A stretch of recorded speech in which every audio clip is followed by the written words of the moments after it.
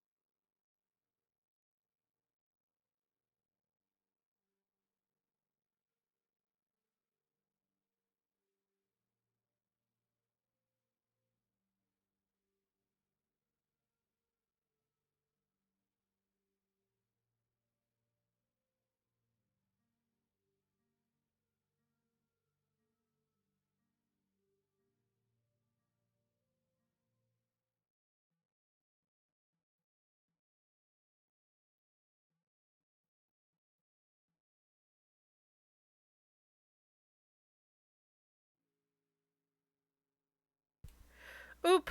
Thank you. Can you hear me now? Also, let me know background music. How's that done? Woot. Okay, thank you. Okay, let's start over. Clearly, the things I said when you guys could not hear me ring true here. So, my brain is tired. I am tired. So we'll see how today goes. We'll do some writing. We might do some game things. You don't hear the music? Hang on. What about now? It's supposed to be kind of faint. Hang on, let me. Whoop, whoop. We're struggling. We are. Today is. Also, Don, I just saw my Discord, and the thing you sent me is very cool, and I will send lots of emojis about it later. You can sort of hear. Okay, it's not meant to be super loud. If you want it to be, so I turned the volume down on Amazon Music pretty low because it was super loud in my ears. So I actually may be able to turn this up more on OBS. I just don't want it to drown me out. So let me know if that's good. I adjusted it a little more.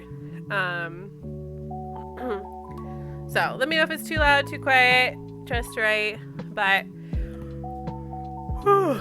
yeah, it was one of those days, and even my students today, it was like they were all super off. I had one group come, like my writing class or my like writers club, and I had 3 out of the 4 students show up today, which the 4th student I wasn't expecting today, because of, I just wasn't expecting her today. And all 3 of them showed up. We're like, oh, and now I have dinner. Yay, thank you. Can you shut the, okay. And yeah, thanks. Now I have food. Maybe this will help. I didn't acknowledge your first message. I did, but you just couldn't hear me. So I did. I was talking, and I'm so sorry. So Don, you are new here. Welcome. I'm sad that you muted me though, because because of books, which maybe was why you couldn't hear me. It's fine. Oh my god, I muted on purpose. I was muted on purpose. It was an accident, actually. I forgot that my headset was muted. So when I switched over. So I'm so glad you were here, Dawn. But like 3 of my students came to class today. Like none of us really wrote anything this week. We all have writer's block. I kind of wrote a little bit. One student wrote a little bit. So we did like a timed writing session. It was actually really fun. You're gonna go cry and nap. You know, honestly, crying and napping, like, I'll do it. I'll cry and nap. Don's running the stream now. He's in charge. So yeah, they all came and they were like, none of them had really written anything. Like one had done a little bit of editing on something of hers based on some feedback I gave her, and so we did some timed writing. It was really nice. Like I'll do this with my writers club sometimes, like if no one's really feeling it. Dawn is the unofficial 4th lore master. Ooh, yes. Good nap. I'm probably gonna go to bed like right after the stream is over, honestly. So sometimes I'll set a timer for 10 minutes and I'll be like, all right, we're all gonna write. I'm gonna write too. I just pulled up my own writing project kind of thing, and we write for 10 minutes and then everyone shares what they wrote, and we it's like a slightly different vibe for that day, even though it's the same vibe as writing. Yeah, you like Don and Reed. Okay, so maybe Don, you and Reed should just make your own channel where you guys just play games and talk about how terrible books are.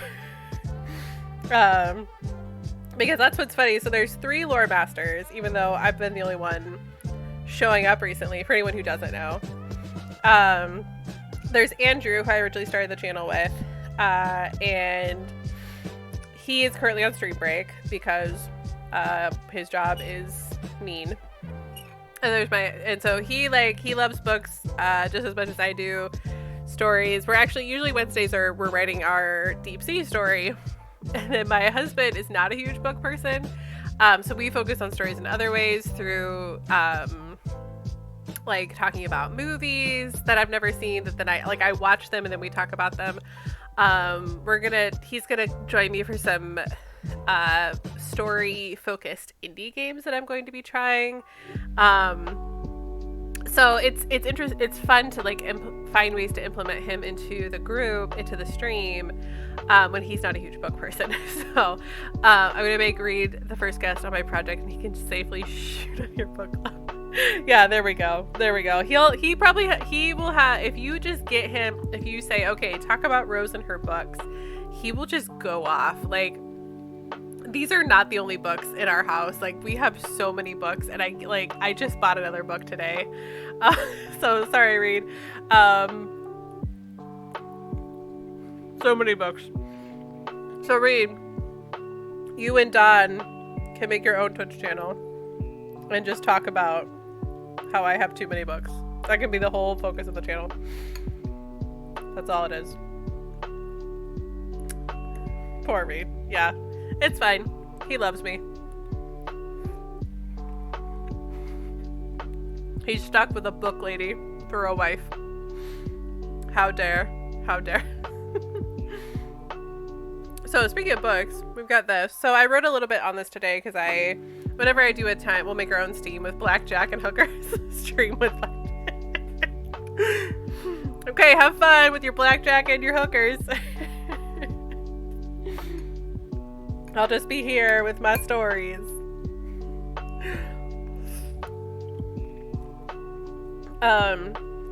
So I wrote a little bit on this today with my students because whenever I do a timed writing with them, I have them do timed writing, I do it too. Because it's a good time. What else am I going to do for 10 minutes, you know? I mean, there's a lot I could do for 10 minutes, but it's just I try it when I'm giving them that kind of bonus time. I make a thought for myself as well. So I did a little bit here. So if you were here last week, you know, I finally wrote the flashback with the last grocery trip, which was huge for me. This is one to make it on the proud, just been hours making SpongeBob references. Reed likes SpongeBob. You guys could watch SpongeBob and talk about it. And then, so she had her flashback. She wakes up in the morning, and like it takes a minute for her to figure out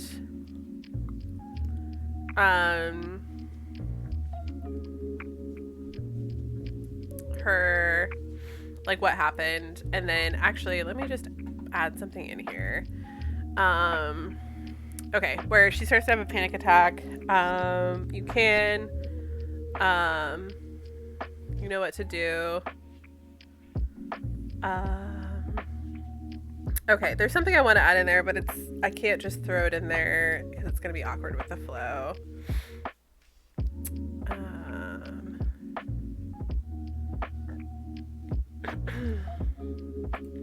Actually, I totally can. I'm going to throw this in here. Whoop. Okay, just one more breath. There we go.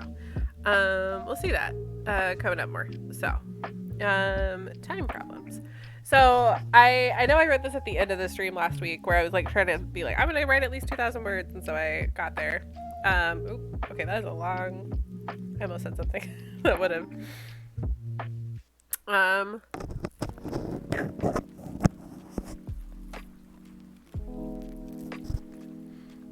Okay, that was not very ladylike. A rock! All the pioneers used to ride these for miles. We're going full chill today, like obviously. This is not professional at all. Okay, so the thing I ended with, I finally got to uncensor Reed's message. It was censored for you?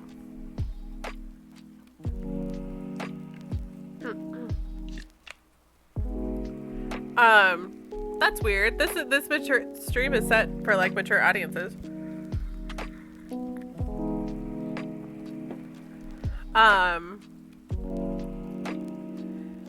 So I wrote that like she woke up and she thought it was only 6 a.m.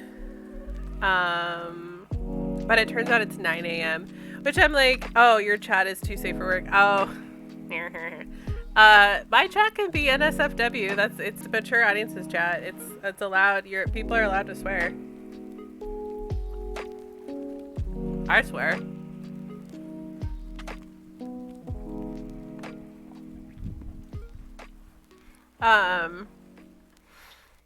So she thought it was 6 a.m., but it turns out it's like actually 9 a.m. Because she gets a package delivered. Because she lives in Seattle and she ordered something from Amazon, so you know it's gonna show up at 9 a.m. the next day. And then this is the part I wrote on my censor writing, which you could like normally in 10 minutes I can get, you know, if I'm focused I can get like at least 400 words written. And I only like barely got 200 words. Lives in Seattle, will show up the same day. Yeah, it wound up being, she orders it in the afternoon, so it just shows up like the next morning. She missed the same day window. So let's see. So it's he's confused and upset, like skeptical because there's a package delivery. I'm kind of working through like how much he's aware of the world around them. Like if he's aware of technological advances. He died in the 90s, so it's like, you know, just how much is this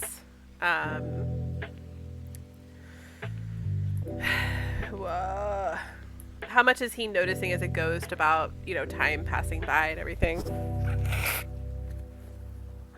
Not about time passing by, but like about the way that technology is changing and everything. I'm still mild on like how I want that to be. So some things about like this might change where he's like feeling confused and hostile because there's a package delivery and like no one comes to her door ever. But to be fair, she usually gets the package deliveries like when they're not home. Like she shows up at home and they're, you know, there's a box sitting outside her apartment or something. Which also, now that it's occurring to me, if she lives in an apartment building, her packages are probably not getting dropped off at her door. That's a very suburban thing for me to think of. But I feel like when I lived in an apartment building, no, my packages would get dropped off at the office. Well, that all is going to have to change. But it's fine. It's fine.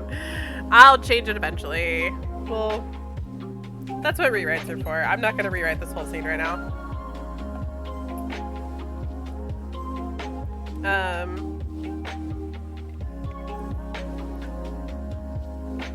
There are also delivery boxes to pick up stuff, right? But the whole point, like the weirdness of the scene right now, is that there's a knock on the door and the package is at the doorstep. But so she brings in the package, and it's these food storage containers, which, so in a previous scene, which I think I talked about last week, she is kitchen, coffee containers. So in a previous scene, she's in a store. It's kind of meant to be like a neighbor could deliver it. That's true.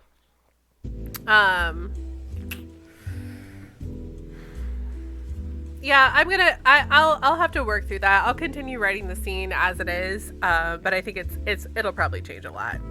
Which in the rewrites, you guys have to know that stories in their first drafts are so vastly different than they are in their final drafts. And like the spirit of the story is still the same, but so much changes in the rewrites. So I'm trying to be flexible about how things in the story go, like little things like scenes and stuff. So let's see. So she goes to like a store and he wants her to buy these like glass food storage containers because she doesn't have any. Everyone has like food storage or Tupperware or something, but she doesn't, because this is kind of a thing that she doesn't really have leftovers. She doesn't really leave things behind. She's very minimalistic, when she does cook for herself, it's like very, very small meals with no room for leftovers kind of thing, or just very simple things.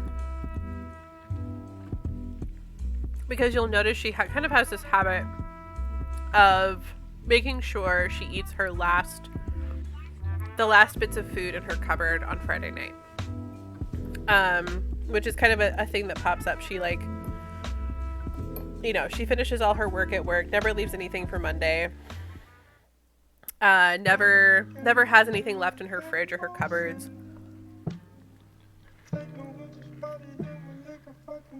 Every week is kind of a fresh start.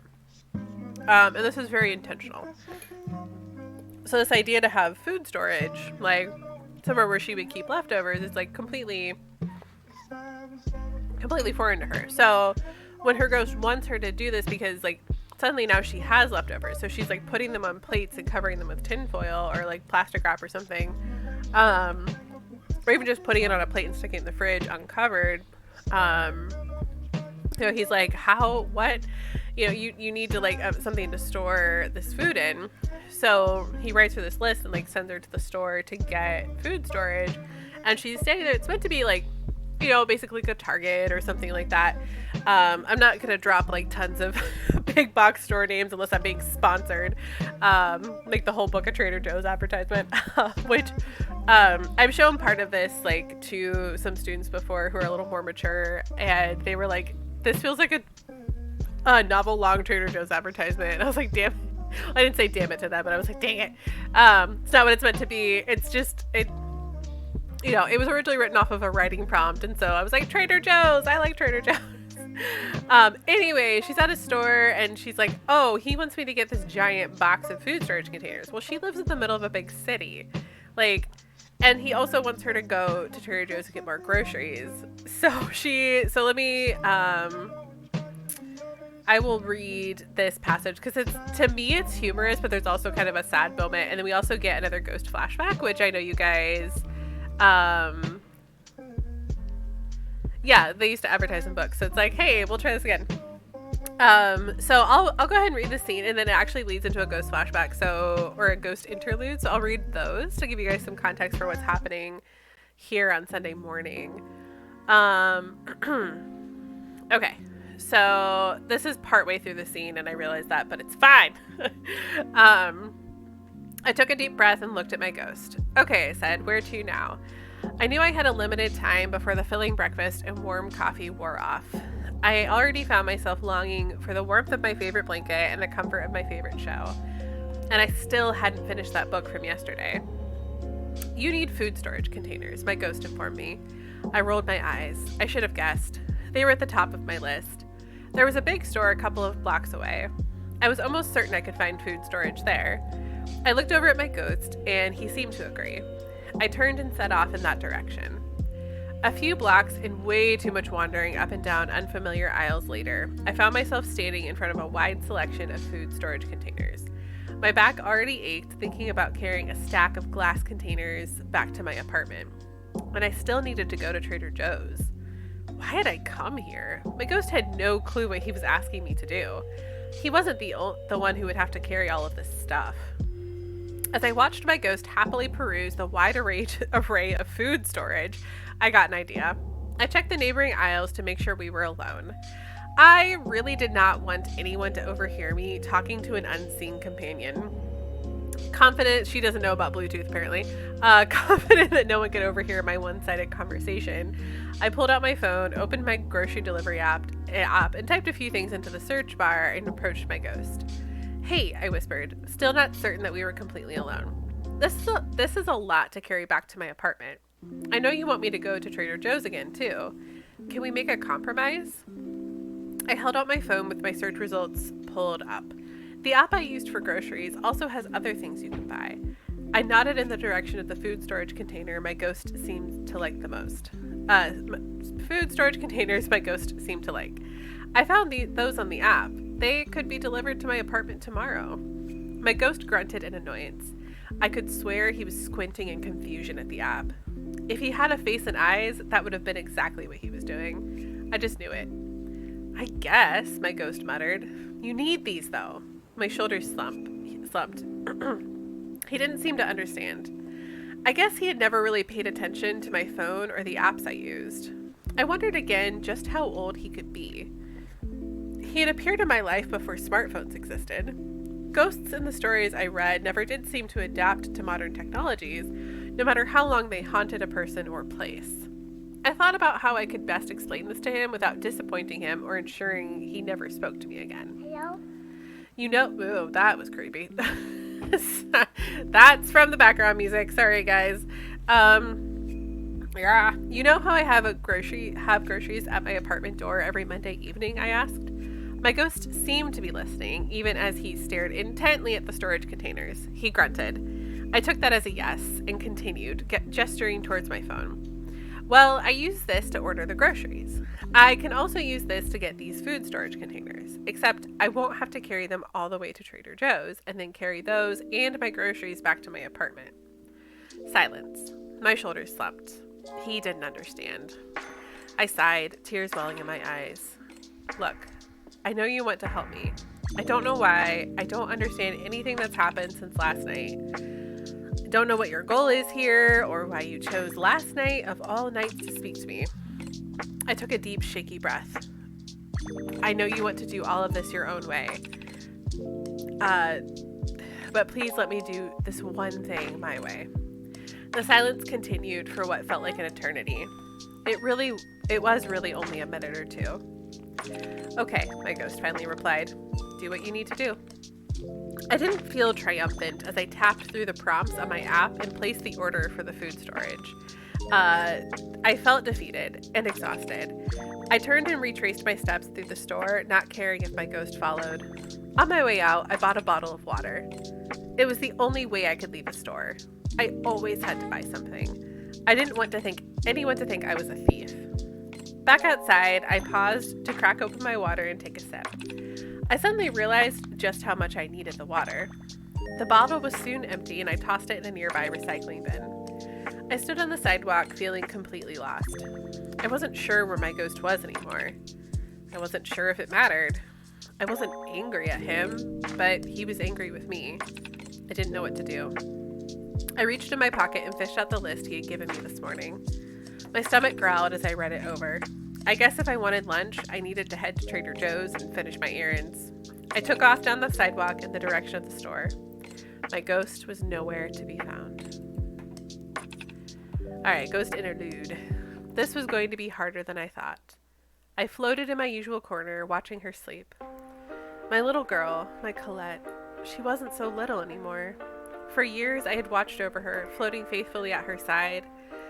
There were days that the pain of not being able to speak to her was almost too much to bear. On those days, I wondered why I had chosen to stay. But on those days, I reminded myself that it had never been a choice. This fate had been thrust upon me. There was an option to go away forever, but I knew it was only offered because I wouldn't take it. The chance to see his daughter grow up was one no father would pass up. I had no idea it would be a living hell. Day after day, I spent suspended between life and death, seen only by her and heard by no one. I suffered. The formless thing that had spoken to me that first night had told me this was my second chance. But what kind of second chance forced me to watch my only child live through trauma after trauma and not be able to do anything about it? What kind of sick joke was that? It had been hard enough to see what my choices did to her while I was alive. Now I couldn't even enjoy good days with her and do everything I could to make memories full of peace and joy together. I thought I knew what was best for her. I was her father, after all. Over the years, I had found ways to nudge her ever so gently in the right direction. Not every nudge I made worked. Colette was determined to ignore the nudges, but many times they worked. The college applications on her nightstand, the job listing at the top of the search page, and the reminders to take an umbrella on rainy days were all my doing. I had hoped, even strongly believed, that the moment I got to speak, she would listen to every word I said. Despite knowing her for her entire life, I had never been more wrong about her. Those first moments had gone so easily. I had told her what to do and she did it. The whole evening had been everything I had imagined when I held her as an infant. Well, except for the part where I was a ghost. That had never been part of the plan. There had been very little that went according to plan after Colette was born. Her apartment being across from a Trader Joe's had been no mistake. I had been to many upscale and expensive grocery stores in my life. I had wandered farmers markets and vineyards, spoken with farmers and ranchers, and tasted and cooked with the best of the best. But nothing felt more like home than a Trader Joe's. My family had shopped there since my father was a little boy. It was a family tradition to wander the aisles, pick up a few ingredients, and see what we could make from them. It had been a thrill to wander the little niche grocery store again with my daughter by my side. For a brief moment, I had almost forgotten I was a ghost. Flitting back and forth, choosing ingredients and brainstorming what we could make with them made me feel human again. And then, cooking together. Well, she cooked and I instructed. The meal was simple, but the flavors were perfection. At least, that's what I assumed. And Colette had said had been the best meal she had ever made herself. When she said that, I wanted to sing. When she said that, I wanted to sing. It was the best I'd felt in 20 years. I had finally done something that had made my daughter smile. After everything I'd done to ruin her life, I could still add a bit of joy. After she'd gone to sleep, I'd spent the whole night making plans and writing a shopping list. Now that I could speak, I knew my purpose. I had been given a chance to bring her out of her shell, to make her life beautiful again. There would be no more of this hiding in her apartment or in art galleries. We would finally get to do everything a father and daughter should do together. I don't know where I went wrong. Was it the list? Was it the food? The coffee shop? I thought I understood Colette. I thought I knew what she needed. I thought she would be excited to go to Trader Joe's again and try new recipes. But she had barely survived going to her favorite coffee shop. And then she hadn't even bought the food containers I showed her. Why didn't she listen to me? Didn't she understand that I had her best interest in mind? She said she knew I was trying to help her. So why didn't she let me? After she didn't buy the food storage, I needed a break. I could disappear from her sight anytime I wanted, but I had only done it one other time. After that first time, I had promised myself I would never do it again. She needed me. My daughter needed me. I couldn't disappear anymore, but today I did it again. Without warning, I disappeared. I had returned, eventually, just like last time. That had been made certain. When I had returned, I found Colette unpacking bags of groceries. She had gone to Trader Joe's without me. She had done it. She had gone grocery shopping in a store without me, without walking out, leaving her filled cart in the middle of an aisle. I wanted to feel happy for her, excited about this victory. But I only felt sorrow. I had failed. I hadn't been there for her. She had, for the second day in a row, done something she hadn't been able to do for years. And I'd missed it because I was angry. 20 years had gone by and I was still the same absent father I had been in life. I left her side when it was most important, when she needed me the most, just like last time. I had apologized, but the guilt continued to weigh heavy on me. I realized that maybe if I told her who I was, she would understand me better, but I didn't. I couldn't. When I tried to say something, I found I couldn't speak. The words would not come out. Try as I might, I could not tell her that the ghost who haunted her for the past 20 years was her father. Over and over again, the words, "It's me, it's your dad," tried to come out of my mouth, and over again, they stopped just short of being vocalized. I panicked. What if I had ruined everything? What if the words of my apology were the last words I would ever speak to her? I felt rage begin to bubble. This wasn't fair. I thought she needed me. But it was just those words I couldn't say. While I panicked, she asked me what she should make for dinner. Suddenly, I found my voice again. I walked her through cooking another meal like nothing had happened. Before long, I was back in my usual nighttime spot. She took her medicine without pause this time, and I watched her slowly drift into sleep. What could I do now? How was she supposed to know that I'm her father if I couldn't tell her? What was the point of having a second chance if she doesn't know who I am? These questions had haunted me when I couldn't speak to her. I thought they would go away when my voice was loosened, but I had been absolutely, completely wrong. So that's some context for kind of what I'm working on now. I realize this probably needs to go here. So after she cooks, there are some slight continuity errors for anyone who's been around since last week, and that will be fixed. Right now I'm just building the story and building the process. So there will be some differences, some things that are different, but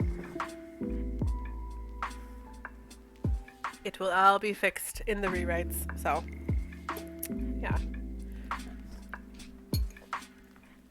So after she wakes up, has a panic attack, package is delivered.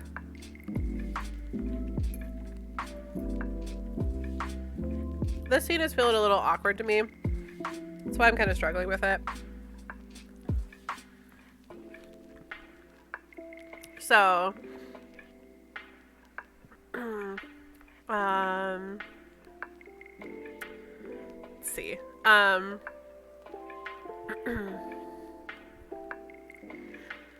Knock on the door. It's just a package delivery. See, I said gesturing at the box, just delivery. I get these all the time. However, you never notice. They don't usually arrive in your home. Anyway, okay, I continue kneeling down and pulling the tape off the package. I think you'll like what's in this delivery. I reached into the now open box and pulled out another box. The picture on that box showed a set of food storage containers. See, I said triumphantly, food storage containers just like you wanted. I paused for a moment before taking the box into the kitchen. My ghost followed and watched quietly as I unpacked the glass containers. Once they were all unwrapped and sitting out on the counter, I went back to the fridge for my leftovers. Soon, all my leftovers were neatly packed in the containers. I even had a couple of containers left over. I could put tonight's leftovers in there. I'm sorry, my ghost whispered. I didn't understand. What? What did you... Oh, I replied. You didn't understand why I didn't buy the containers in the store. It's okay. You know now. Yes, but... My ghost trailed off. I knew what he meant. He still felt guilty about getting upset and disappearing on me. I hesitated, unsure of what to say. It really hurt when he left. I hadn't been sure if I would see him again. But it was over now. I didn't want to drag it out. So, I think the next thing I'm trying to decide here is if I show more of Sunday, if I montage it, kind of bring her into the week. Because some future scenes I have here, like when she goes back to Trader Joe's, there's an encounter with a coworker, um, encounter with someone at from Trader Joe's, and then closing scene. Not going to show that. So I think I might montage Sunday a little bit. So.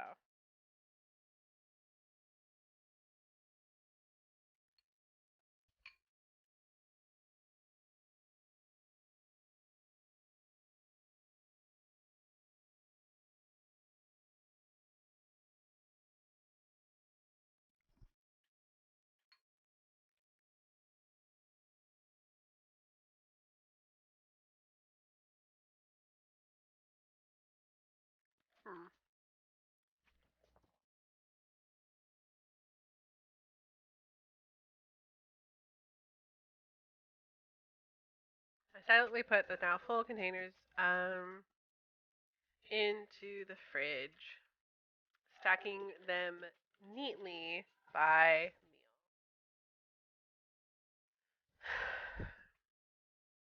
meal. When the leftovers were safely stored in my refrigerator, I straightened and turned to face my ghost. Well, he said, what now? Okay.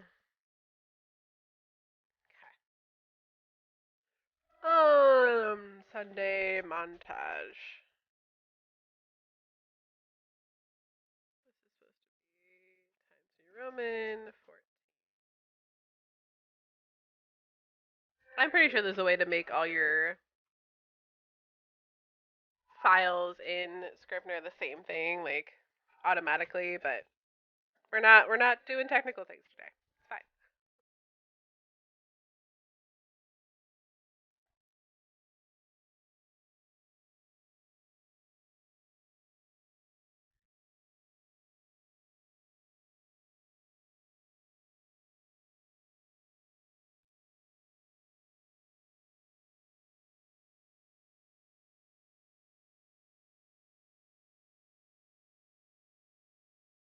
Oh, come on.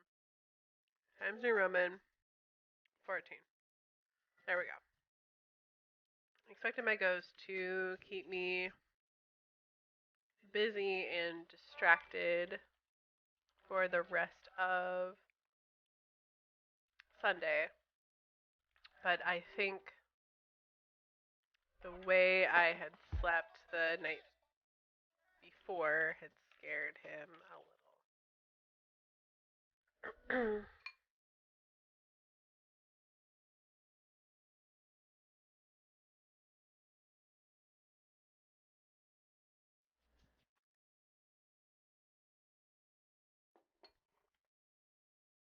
He let me eat a bowl of cereal for breakfast. Um, and instead of making another meal, I spent the morning finally getting to finish my book. I haven't decided if I'm gonna I personally will know what book she's reading. Hmm.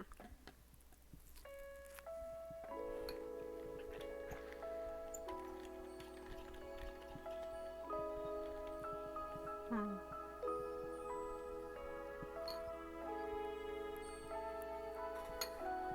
So shines a good deed in a weary world.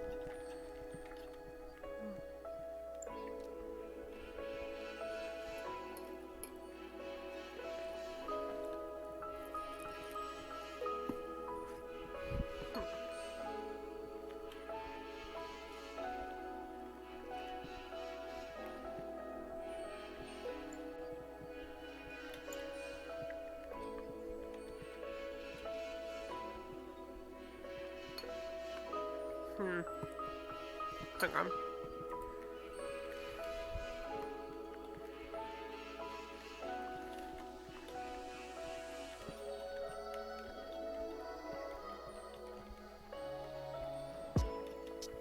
Oops, too many Y's. I had expected. I think the way I'd slept had scared him.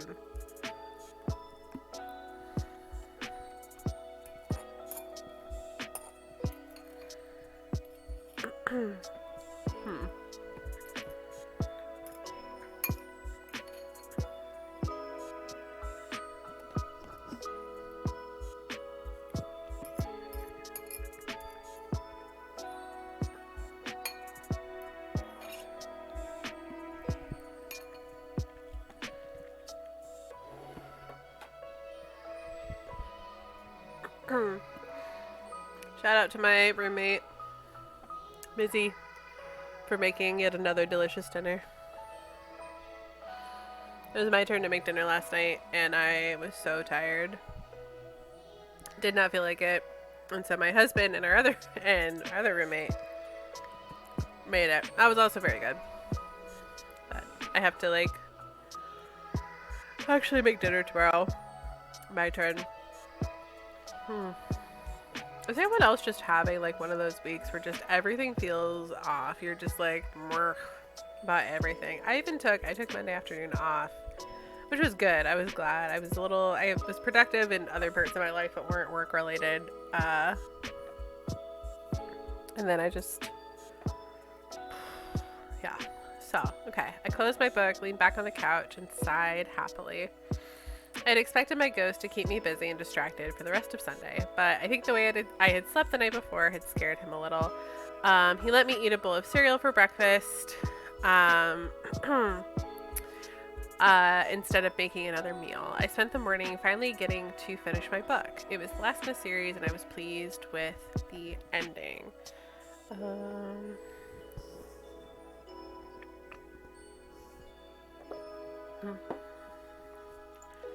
I glanced at the time on my phone. It was barely noon. I had the whole rest of Sunday afternoon looming ahead of me.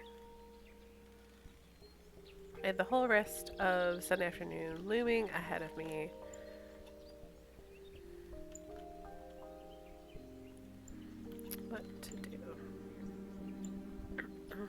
I stood and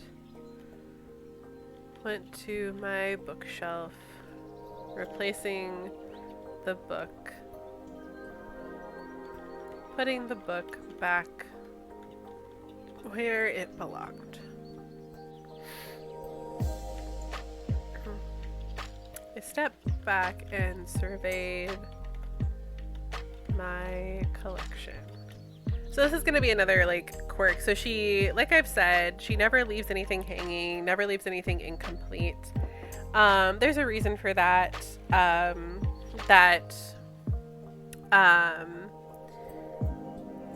So for a bookworm, typically I think how people view bookworms, especially someone who really enjoys reading like Colette does, like I do.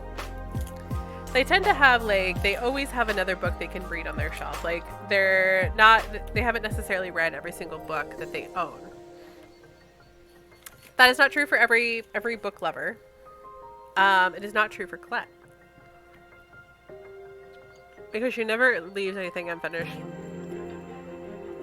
She buys things a little bit at a time, but not out of minimalism.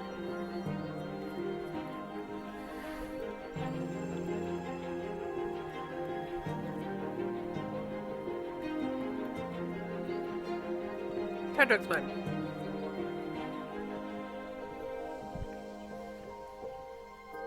Well, I should say, it's hard to explain without giving a lot away.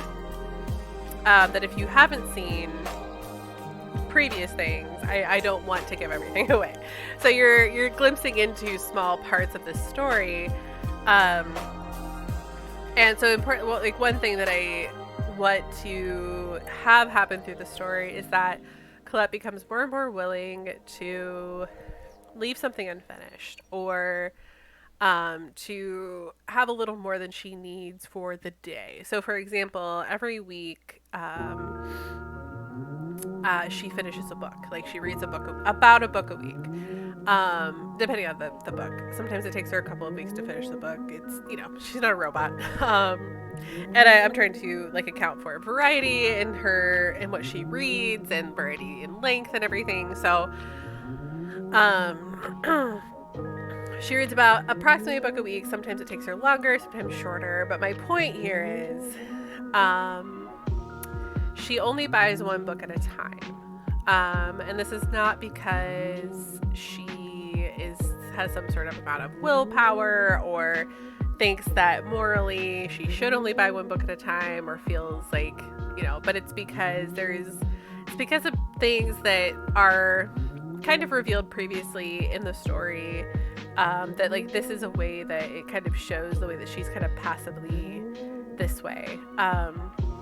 It's never intentional. It's just like the way that she is. But she never lets herself have more. So she never makes enough dinner so that she has leftovers. She never buys a stack of books. She buys one book. Because she never wants to leave anything unfinished behind. And there's a couple of it's a multifaceted reason.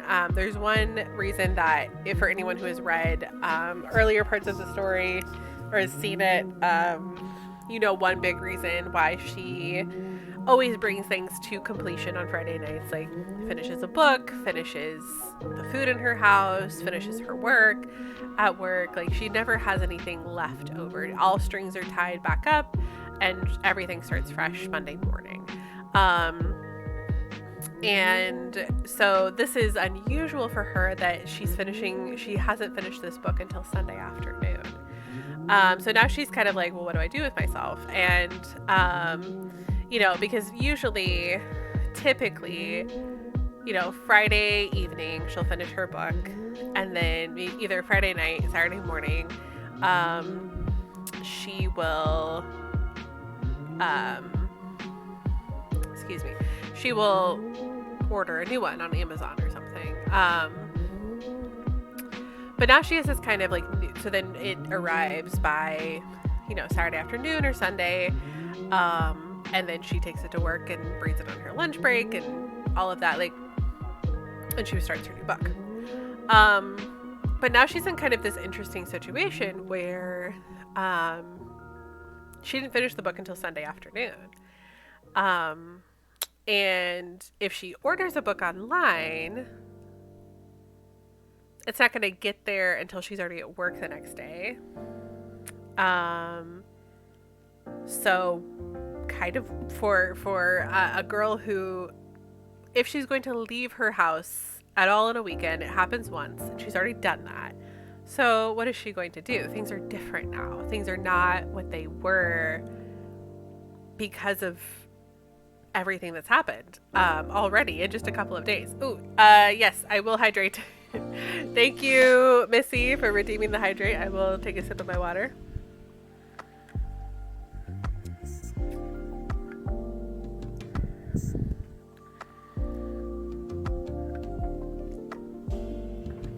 Ta-da! I done did it. Okay, so I'm gonna take a sip of my tea too.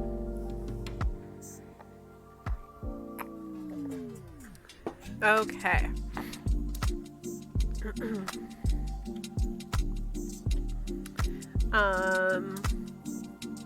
I took a step, so I went to my bookshelf, putting the book back where it belonged. I stepped back and surveyed my collection. I had read every single book that I owned. I usually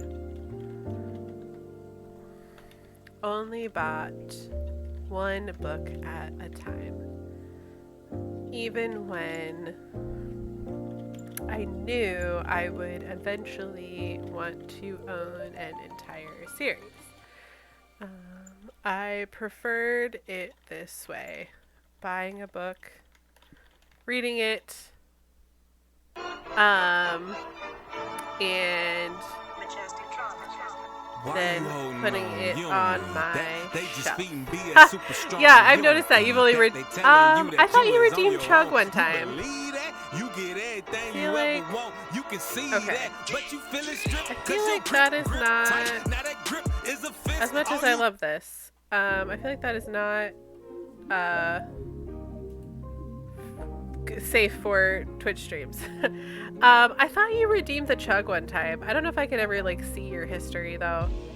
At least if it lets me. You've had one timeout ban mod. Timeout. Nope. I don't know. Yeah, see? Haha. I remember, I think it was, I don't know what it was, but yeah.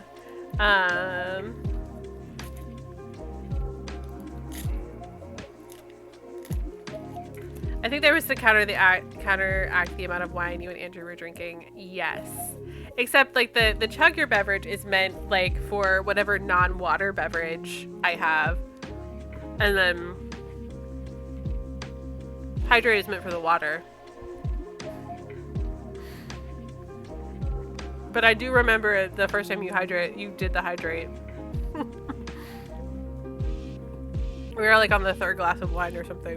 And you were like, please put some water in your system. Which then turned into the famous you need to drink water argument that I frequently have with Andrew. To be fair though, the man does hydrate. He just likes to be fussy about it. Because he thinks he's funny. He is funny, but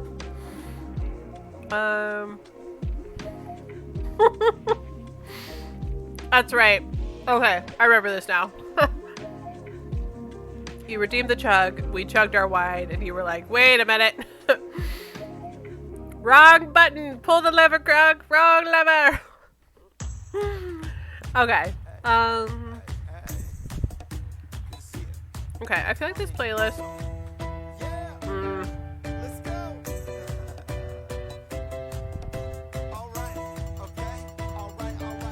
This playlist does not understand the assignment. I'm nervous. I do not want to get copywritten. I'm like, hey, this is my jam, and then okay.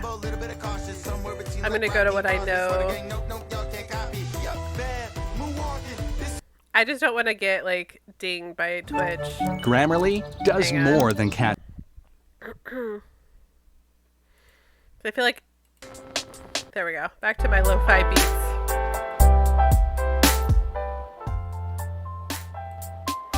Amazon Music has failed me. It does need memes. The best I've got for you is the emotes, which I love seeing people using the emotes. It makes me so happy.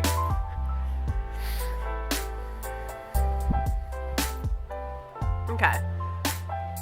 I preferred it this way. My cats are just happily sleeping. It's so cozy here today. I stepped back, surveyed my collection. I had read every single book that I owned. I usually only bought one book at a time, even when I knew I would eventually want to own an entire series. I preferred it this way, buying a book, reading it, and then putting it on my shelf. There wasn't any particular reason. It was just how I did things. Normally, I would finish a book on Friday night and order the next one in time for it to be delivered before work on Monday. But now it was Sunday night and music's a little loud now. Okay, that's what I thought. It's a little loud for me. Let me see if I can get it to...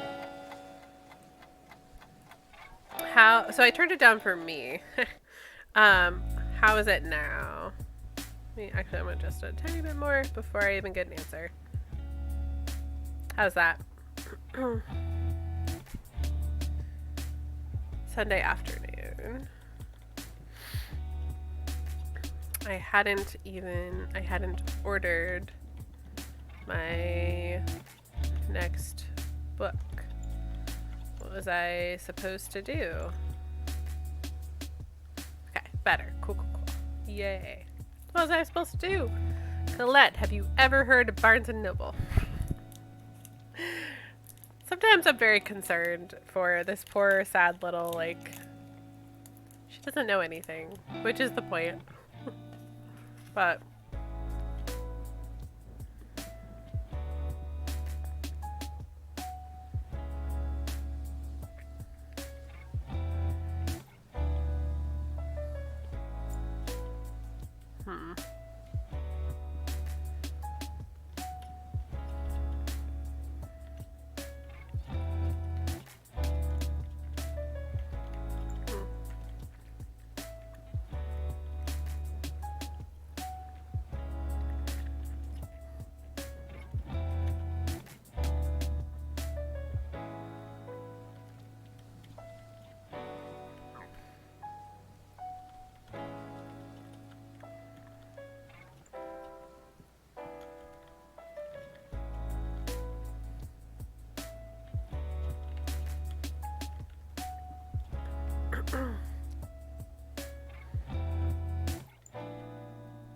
okay, I felt a chill run down my spine.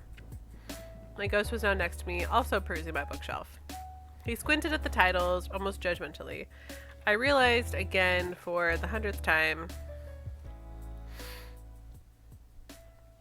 for the umpteenth time in my life, how odd it was that I could perceive his expressions and actions.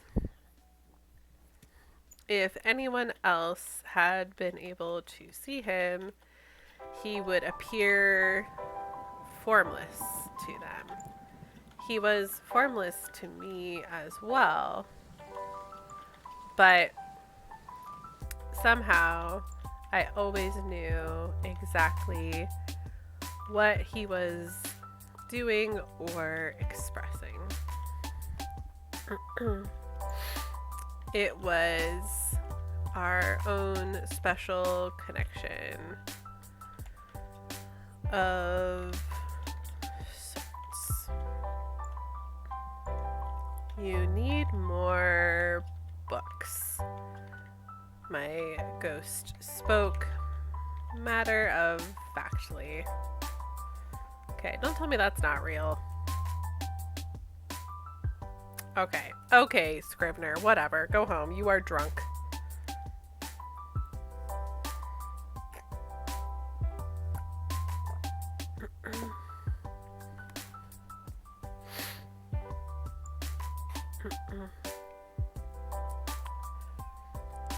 You need more books. You've read all of these.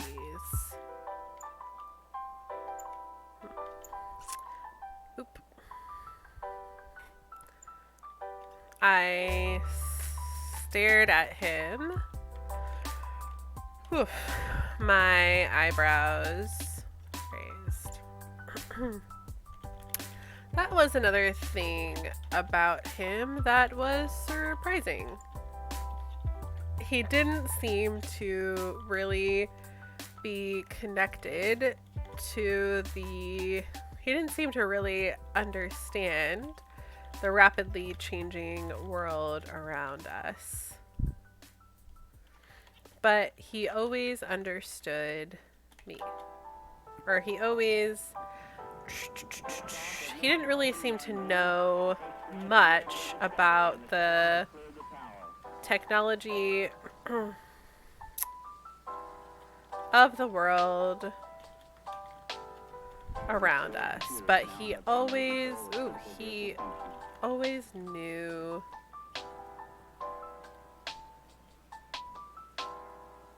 things about me. He knew that I had read every book on my shelf. But he didn't understand that I could order an item from an app on my phone and have it delivered the next day. How did the rules of his existence work anyway?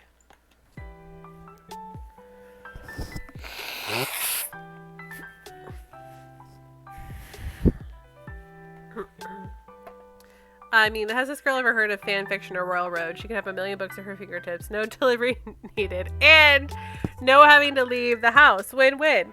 I mean, like, her isolation goes pretty deep. Like, she doesn't really... She's not really on social media. She's never really considered the idea of fan fiction. She's pretty, like... I don't want to say she's like a simple character. Like, obviously she's very complex. But she has like, she's that kind of person that, you know, that like they're in their ways. They're stuck in their ways. So they have a system, they have a way of doing things, and they kind of stick to it, and nothing really changes, and they don't really ever consider that something could change. So it, like, even for example, so like every week-ish, yeah, she's isolated in a rut, basically. Like, so every week, you know, she reads a book. Sometimes it takes a little longer, sometimes it takes a little shorter, but generally speaking, every week she reads a book. And so, you know, every Friday night or Saturday morning, she orders a new book. And now she's in this kind of weird thing where it's like, oh, I didn't order a book Friday night or Saturday morning because I was busy, and because I didn't finish my book, and I didn't even consider needing to buy another one. And so this idea of like, she's standing in her apartment looking at her bookshelf going, I've read all my books. I don't have another book. I've never considered not having, like, I always have a new book by Sunday evening. What is going on?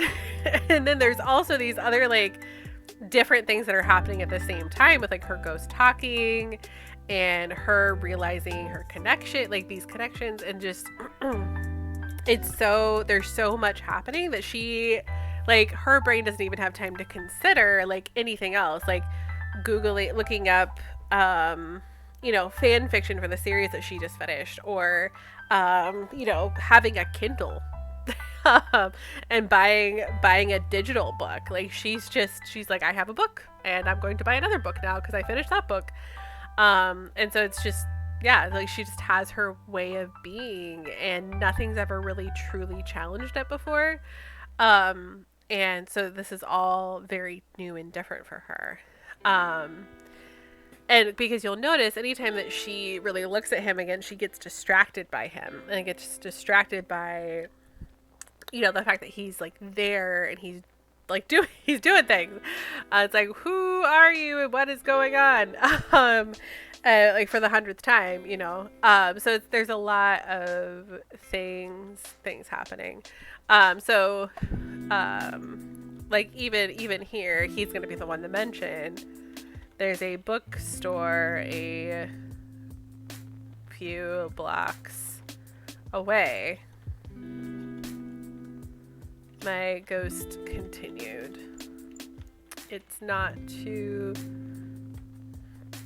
The walk isn't too long, and that coffee shop is on the way. You haven't had lunch. But I don't eat lunch at the coffee shop. I explained.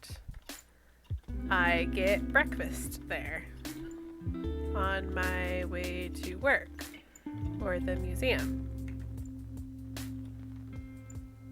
But you could eat lunch there.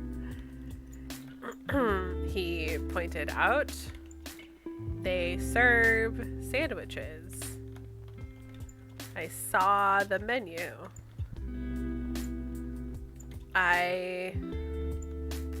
Well, yeah, I know that, I stuttered. I hadn't actually known that. I really only knew they sold muffins and coffee. The sandwiches were brand new information.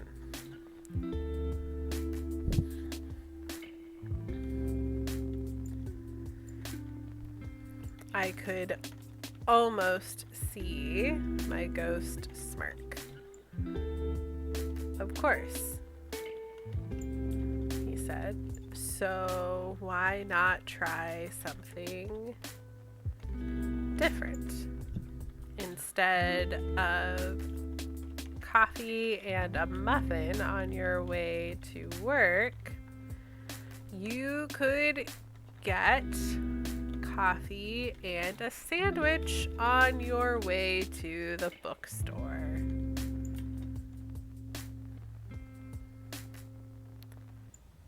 I frowned as I considered this option.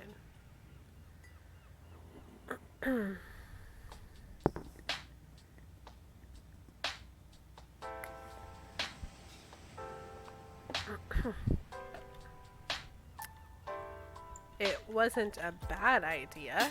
Whoop. It was different, but it wasn't bad. I had already tried some new things this weekend, and those had gone okay. And those hadn't gone wrong. I was okay. I was still here. And I had groceries in my cupboard.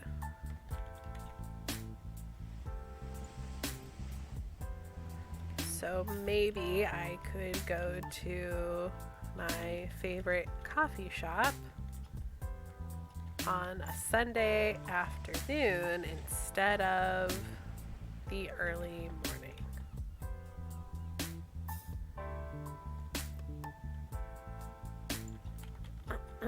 I must have stood there contemplating this for a while because I heard my ghost's voice again. So, are we going or not? He asked. I was startled into action. Oh, right, I said. Wandering over to my bedroom to grab some socks.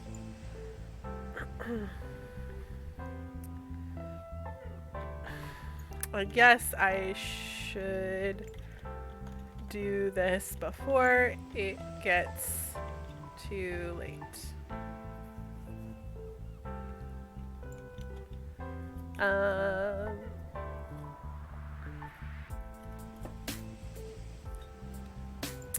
I slipped on my socks and shoes, pulled on a hoodie, grabbed my purse, and was soon outside and on my way to the coffee shop.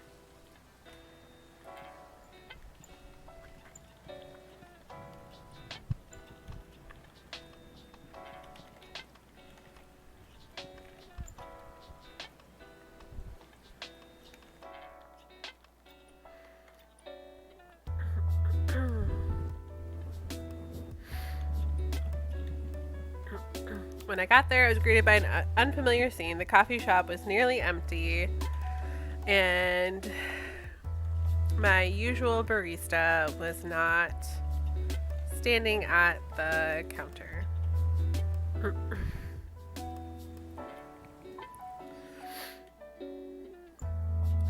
I had never been here on a Sunday afternoon. It suddenly felt... Oh. Sorry about that. It suddenly felt like a brand new, unfamiliar place. The barista at the counter noticed me and smiled. "Welcome in," she greeted me. "Please let me know when you're ready to order." I approached the counter nervously, not used to the absence of a line. "Hi," I replied. Which sandwich do you recommend? I usually come here in the morning, but never for lunch." The barista brightened at the chance to make a recommendation. She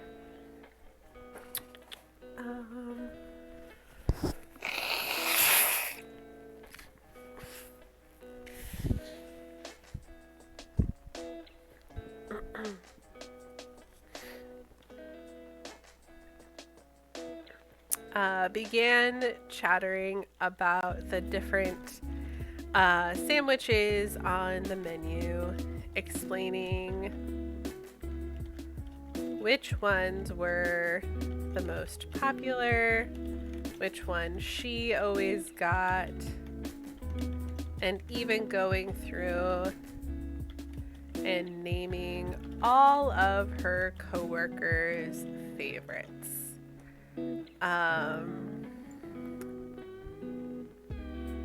Suddenly,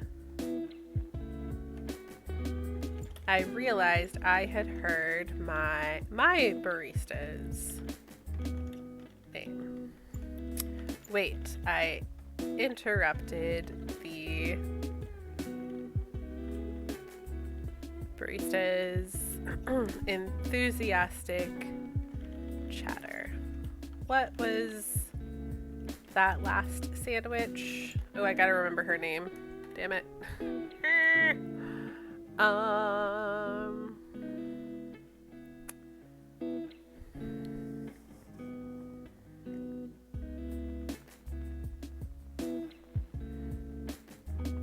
Did I name her?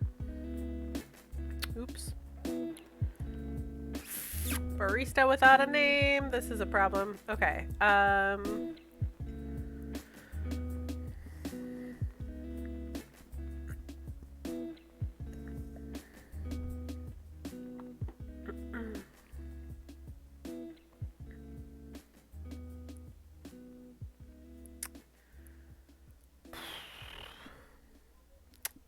Colette, you are not very observant. I do have, hang on, another scene where she sees the barista.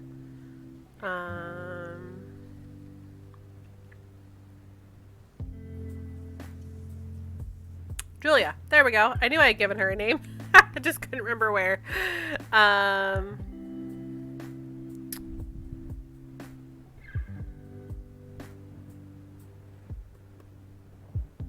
Okay, that's a continuity issue though, because this happens later.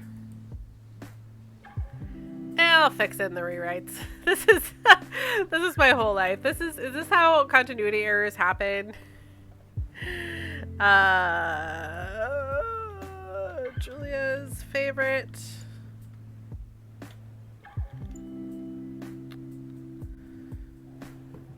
I don't know. You can remember someone's name at one point and then forget it another time.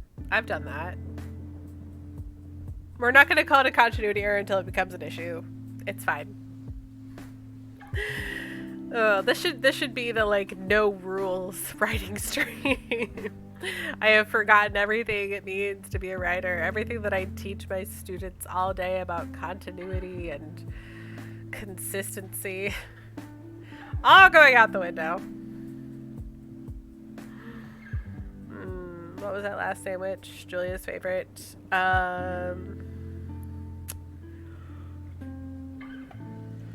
The barista seemed perturbed by my interruption, but named Julia's favorite sandwich.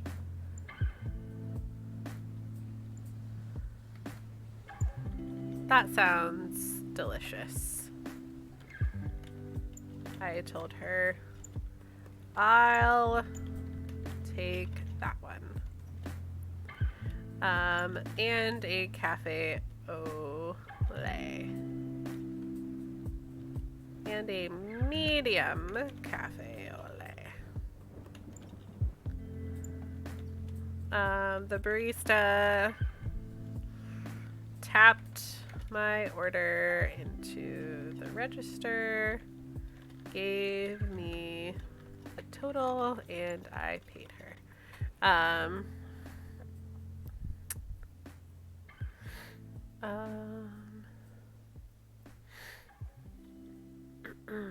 And I paid her,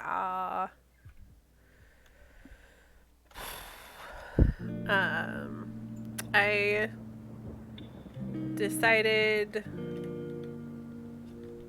to tip her a little extra as an apology for interrupting her before.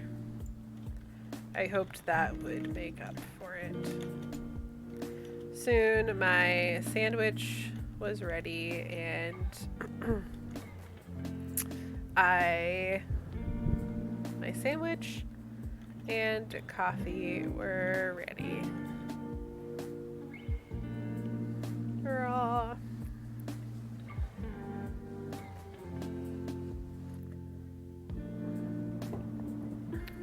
I sat at a table and ate quickly. I sat at a table and ate quickly before heading back out the door. I pulled out my phone and looked up the directions to the nearest bookstore. There was a small, independent bookstore not far from the coffee shop. I turned in the direction of the bookstore and began the short walk there. I love how anytime I'm like, I'm gonna make a montage, it's not really a montage. Whew. Okay.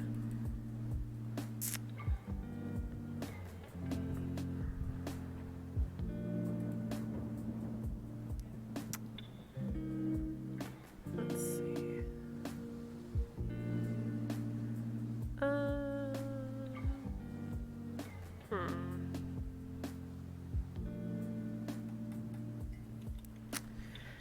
The thing is, like, it's like every moment feels important because it is in a way. These little subtleties, like this whole weekend, is significant because there are things that she's just never done before. All of this is brand new. All of it's overwhelming, and it's going to affect her. And I actually am curious. project statistics.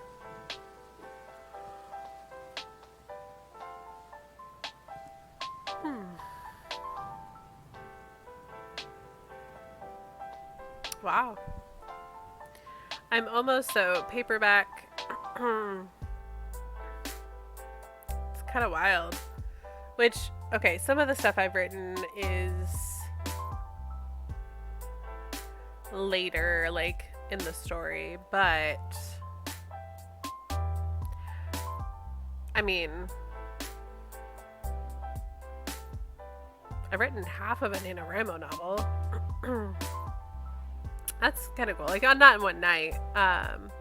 Sorry, just reflecting on kind of where this story is. I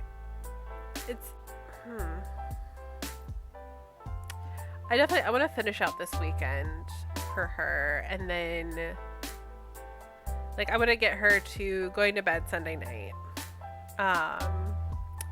So we'll see. Ooh, actually. Okay, because this one I'm curious about too. Burp, burp, burp.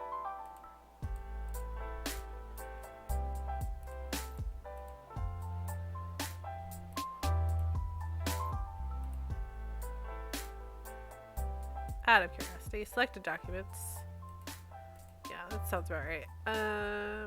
59 pages. So this is all like sequential story. Everything else down here is like where my cursor is right now. This is like later stuff.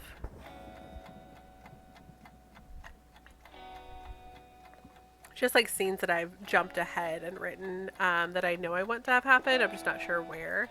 Not in the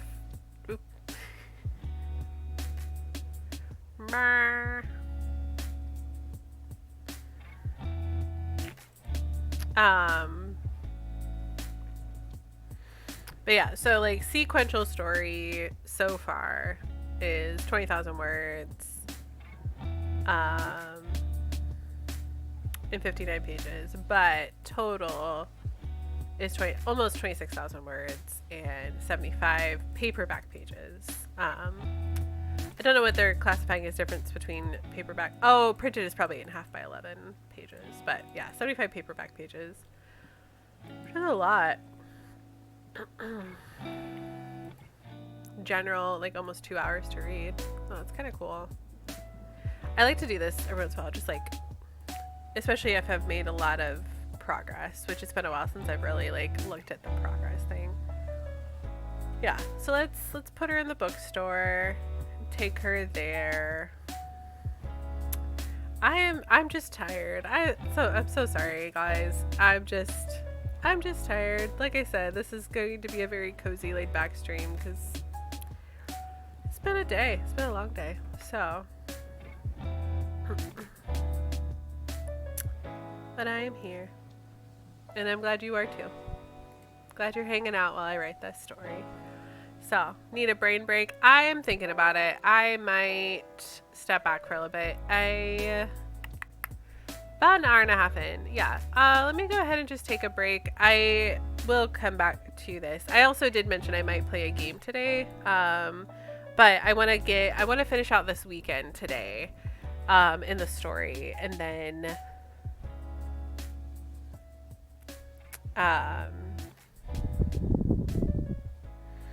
And then I'll like be like, this feels good. Okay, yeah. So I think I'm gonna go ahead and take a break for a little bit. Do some just like some stretches and stuff. So yeah, so go get your tea refilled, enjoy thyself. We'll take a break and we will be back.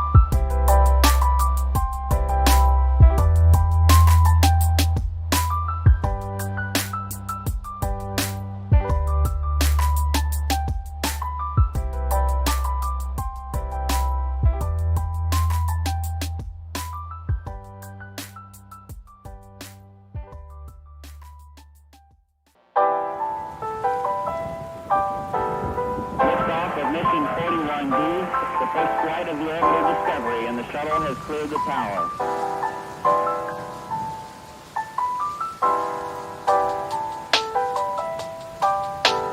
Discovery's core computers now have primary control of critical vehicle functions.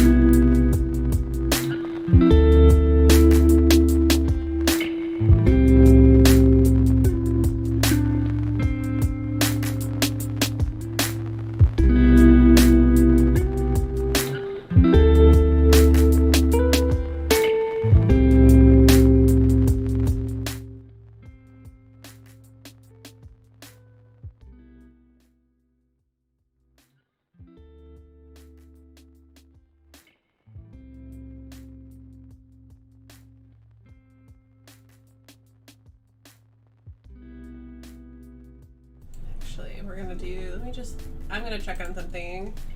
Well, I'm thinking about it, but I wanted to come back.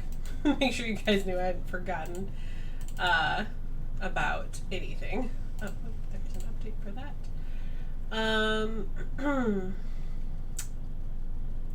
Ooh, so actually,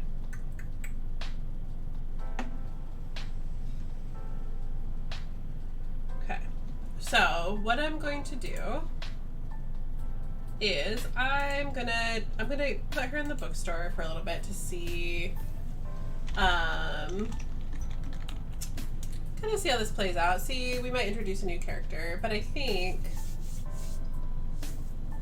then I'm going to kind of switch over. We'll do a game for a little bit, kind of just do some chill vibey vibes. So.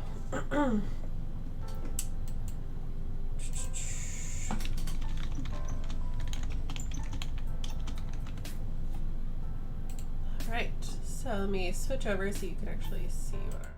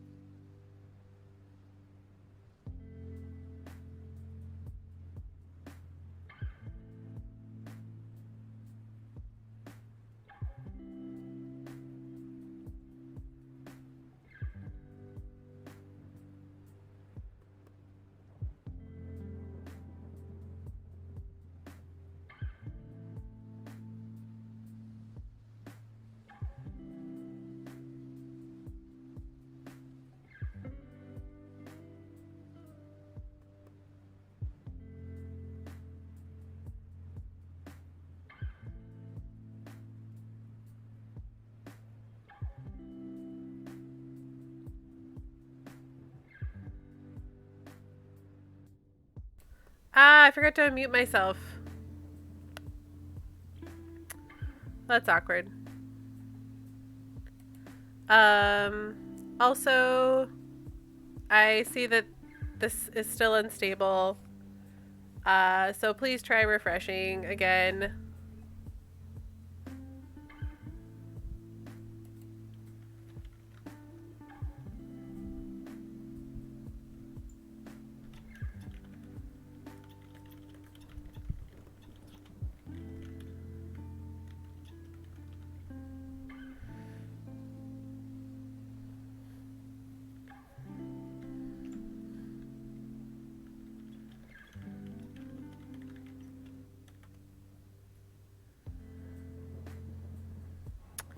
Yeah, something's going on with the stream.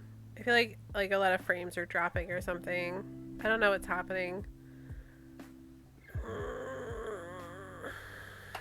My bitrate is atrocious.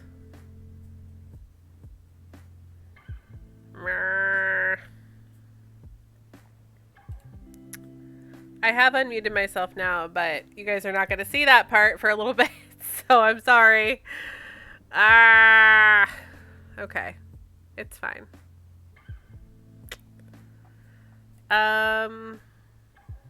Since no one could hear me while I was typing this part, I'm just going to read it. Yeah, it's mostly just buffering for you. Okay. I see it's like kind of picked itself up now. Okay, so I'm gonna hope that it stops buffering. Why am I holding this mug? This is the wrong mug. Okay. A bell jingled as I opened the door to the bookstore and stepped in. The cashier looked up from her book and smiled at me. "Welcome in," she said warmly. "Please feel free to look around and let me know if I can help you find anything." I smiled and nodded at her in acknowledgement. I stuffed my hands in my pockets and began wandering through the store. As I meandered up and down the aisles upon aisles of books, I found myself breathing in the smell of new and old books mingled together. It was a satisfying and comforting scent. I had only been in this place for a few minutes, and I already loved it. The air felt safe and cozy. Surrounded by shelves upon shelves of books, I felt I could get forever lost in this place. The idea of being lost somewhere usually felt overwhelming and scary, but not here. Here, I was surrounded by stories. Stories were safe. Books were safe. Even when they weren't. I could go on adventure after adventure, sail the seven seas, and explore new worlds and still be home in time for dinner. Books were made of magic. When I read, I felt as if all the pain and sorrow of my life were gone, just for a moment. From the break room at work and my couch at home, I had climbed mountains, tripped through wardrobes into new worlds, and saved an entire world by throwing jewelry into a volcano. And when I finished the stories and closed the books, I was still at work and still snuggled on my couch. Or still snuggled on my couch. The battle scars of my favorite characters are only existing in my imagination. Books were safe. The characters I knew and loved could go on every adventure, find themselves in every type of harm's way, and still, somehow, I could stay safe at home. I could enjoy their travels from a distance. Oh.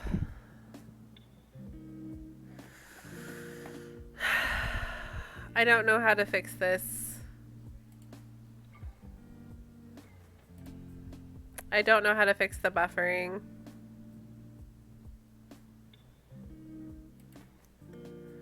That's weird. You should at least be able to hear me. I just lowered the background music.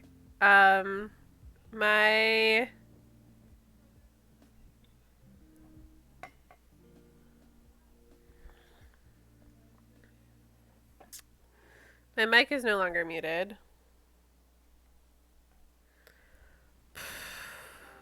Good night, Missy. Thanks for the lurk. Okay, things are clearing up now.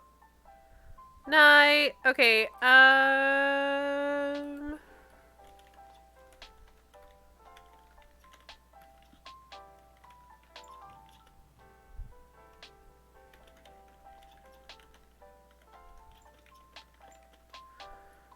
I'm gonna try refreshing myself. Boop. Which is good because now you guys are all different colors in the chat, which is very helpful. You were all the same color for a minute and I could not tell who was who.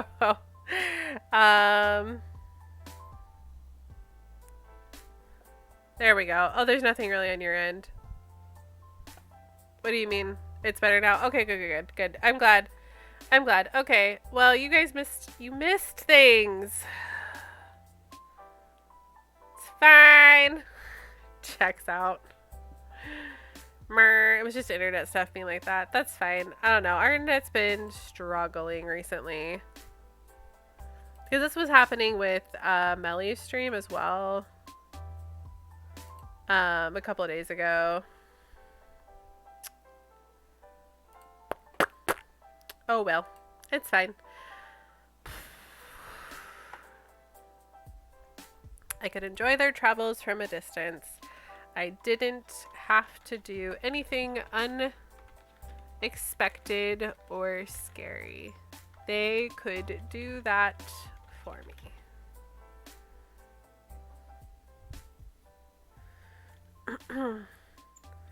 I let my fingers brush the spines of the books as I passed them. It had been so long since I had let myself just wander through a bookstore. I wondered why I had let time pass by why I had let so much time pass by since my last trip to a bookstore. I guess it didn't matter now. I was here, wasn't I? But which book should I buy?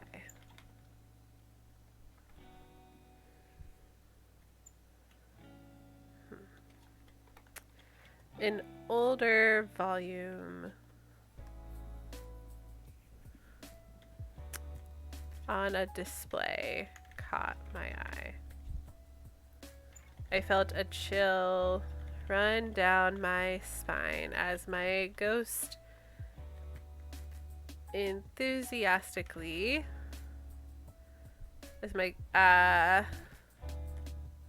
rushed ahead of me and floated near the same book I had just spotted.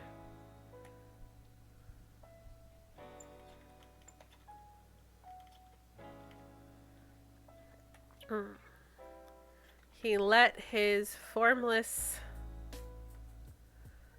shape engulf the book, as if to tell me that this was the one I should choose.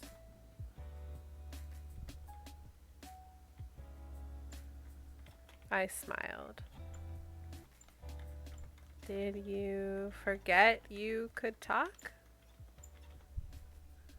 I whispered to him. I guess I did, he chuckled. I just got so excited. This was my favorite book. I blinked in surprise. My ghost had a favorite book. Of course he had. Of course he did. He was alive at one point. At least I had always assumed that. Ghosts didn't usually start out that way.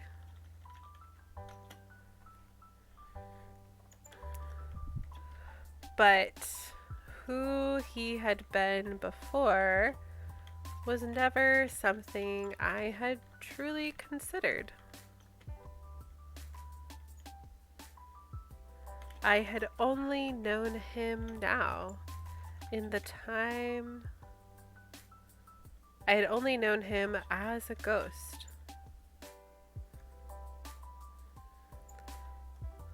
And I really knew very little about him at all. I stepped closer.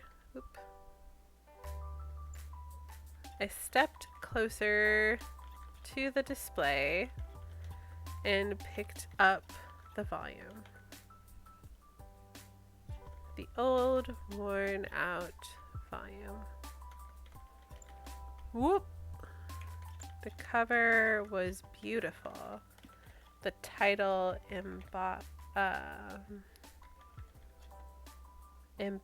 in gold on the hardbound on the front.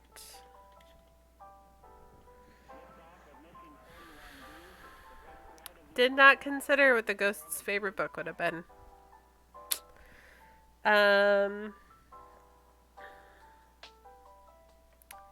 She's already read Lord of the Rings.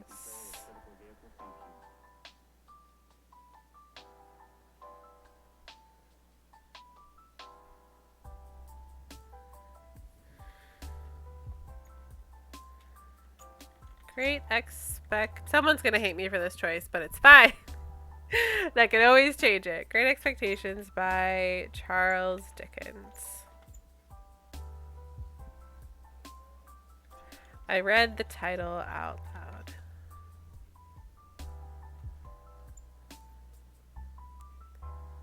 Somehow, whoop, I had never read this book before. I loved a good classic, and I had read Charles Dickens before. Of course, everyone has read A Christmas Carol, or at least everyone I knew. I decided to ignore the fact that everyone I knew was my grandparents and Margot, my old roommate.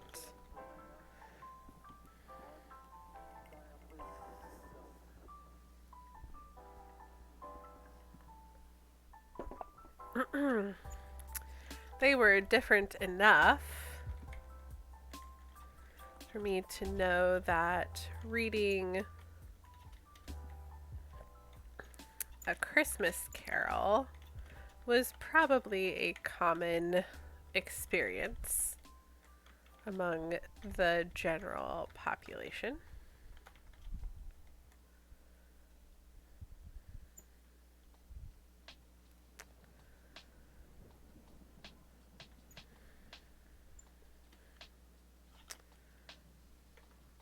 But I also knew that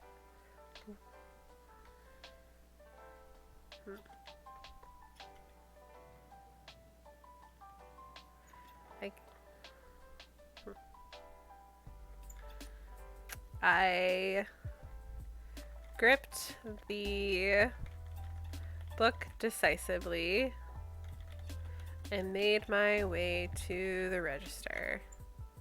I guess I would be reading Great Expectations this week.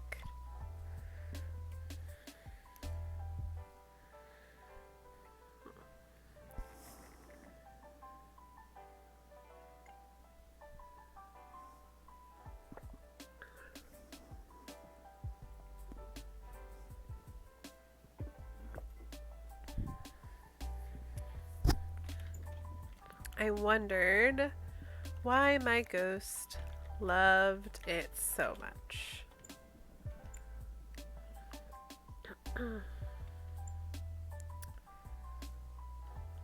Charles Dickens wrote a lot of stories. What made this one so special? I guess I would get to find out, maybe.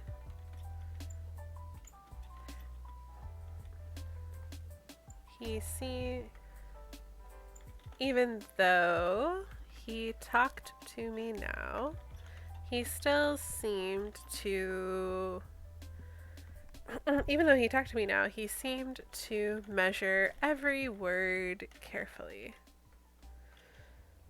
as if he might say the wrong thing. I guess after 20 years of not saying a word, you stop knowing what to say next.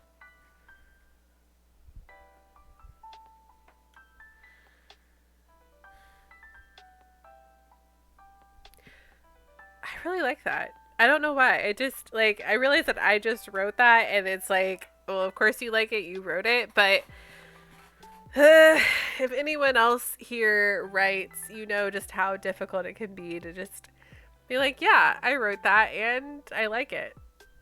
So, I like this. I don't know. It's just very reflective. Proud of myself for that. So, I'm going to end that scene there.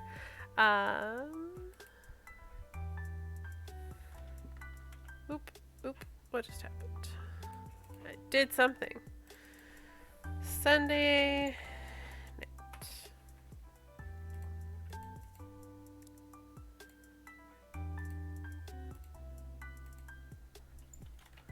Back at home that night. After dinner was made, eaten, and put away, and my laundry had been run, washed, dried, and folded, I finally settled into my bed.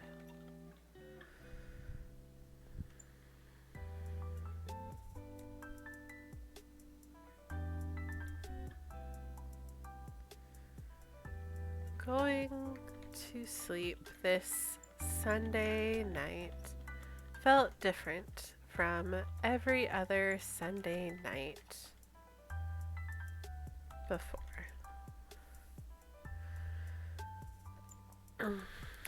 Every week, I had gone to sleep dreading what lay ahead of me. There would be new assignments at work, new stressor.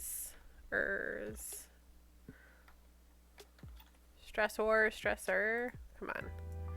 Okay, Scrivener does not know what this word is. Stressor.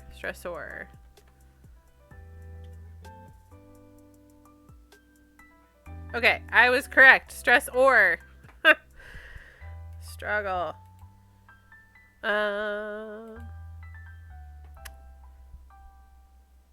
New stressors. And so many unknowns. They always felt overwhelming and scary.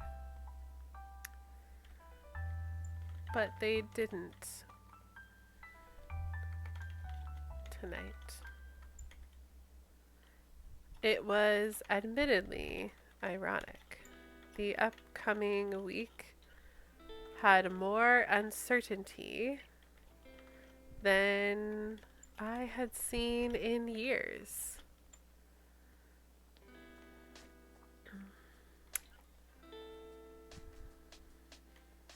I had leftovers in my fridge.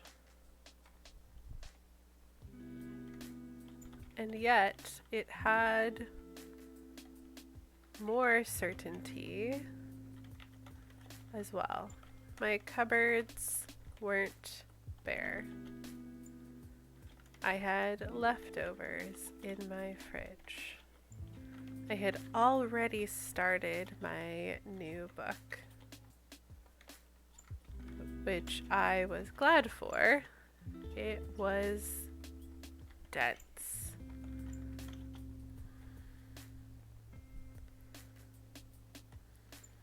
My ghost had talked.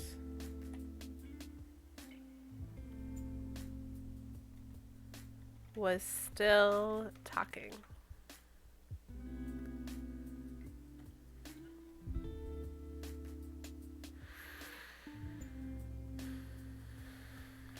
No matter what happened at work or in my life this week,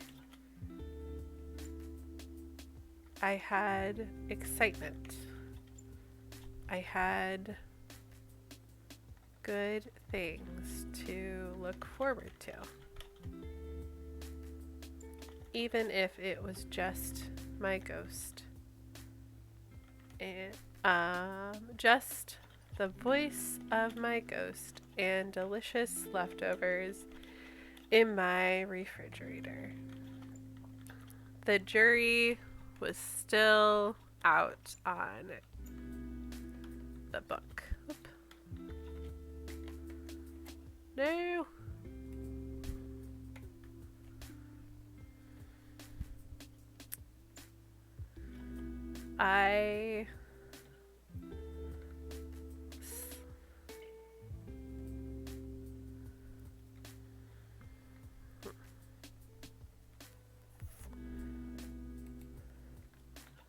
Book in hand. I slipped my well-worn bookmark into my book. Boko into my book. And laid it on my nightstand. Before my fingers brushed past my water bottle and orange pill bottle, I briefly thought back to Friday night. The way the pills had poured themselves into my palm, waiting to be swallowed all together. I remembered how I had almost done just that. How I dropped the pills one by one back into the bottle before I took only one, just one pill every night before bed to keep away the nightmares. Then I remembered last night how I had fallen asleep on the couch without taking my medicine. A long and wide pendulum swing from the night before. One night from the night before. One night I had almost taken them all. The next night I took none. I wasn't sure what it all meant, but I did know one thing. I was glad I was still here. I opened my pill bottle like I did every night. But this time, instead of tipping it out on my hand into my palm, I reached my index finger inside. I pressed down on a single pill and pulled it out of the bottle. I tossed the pill in my mouth, closed the pill bottle, and took a drink from my water bottle.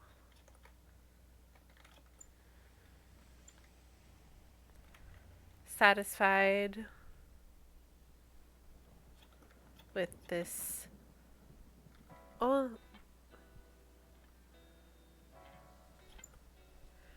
feeling more content than I had in a long time,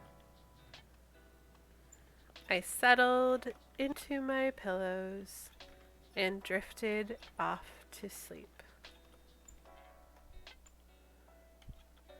My ghost watching me nearby, like he always did.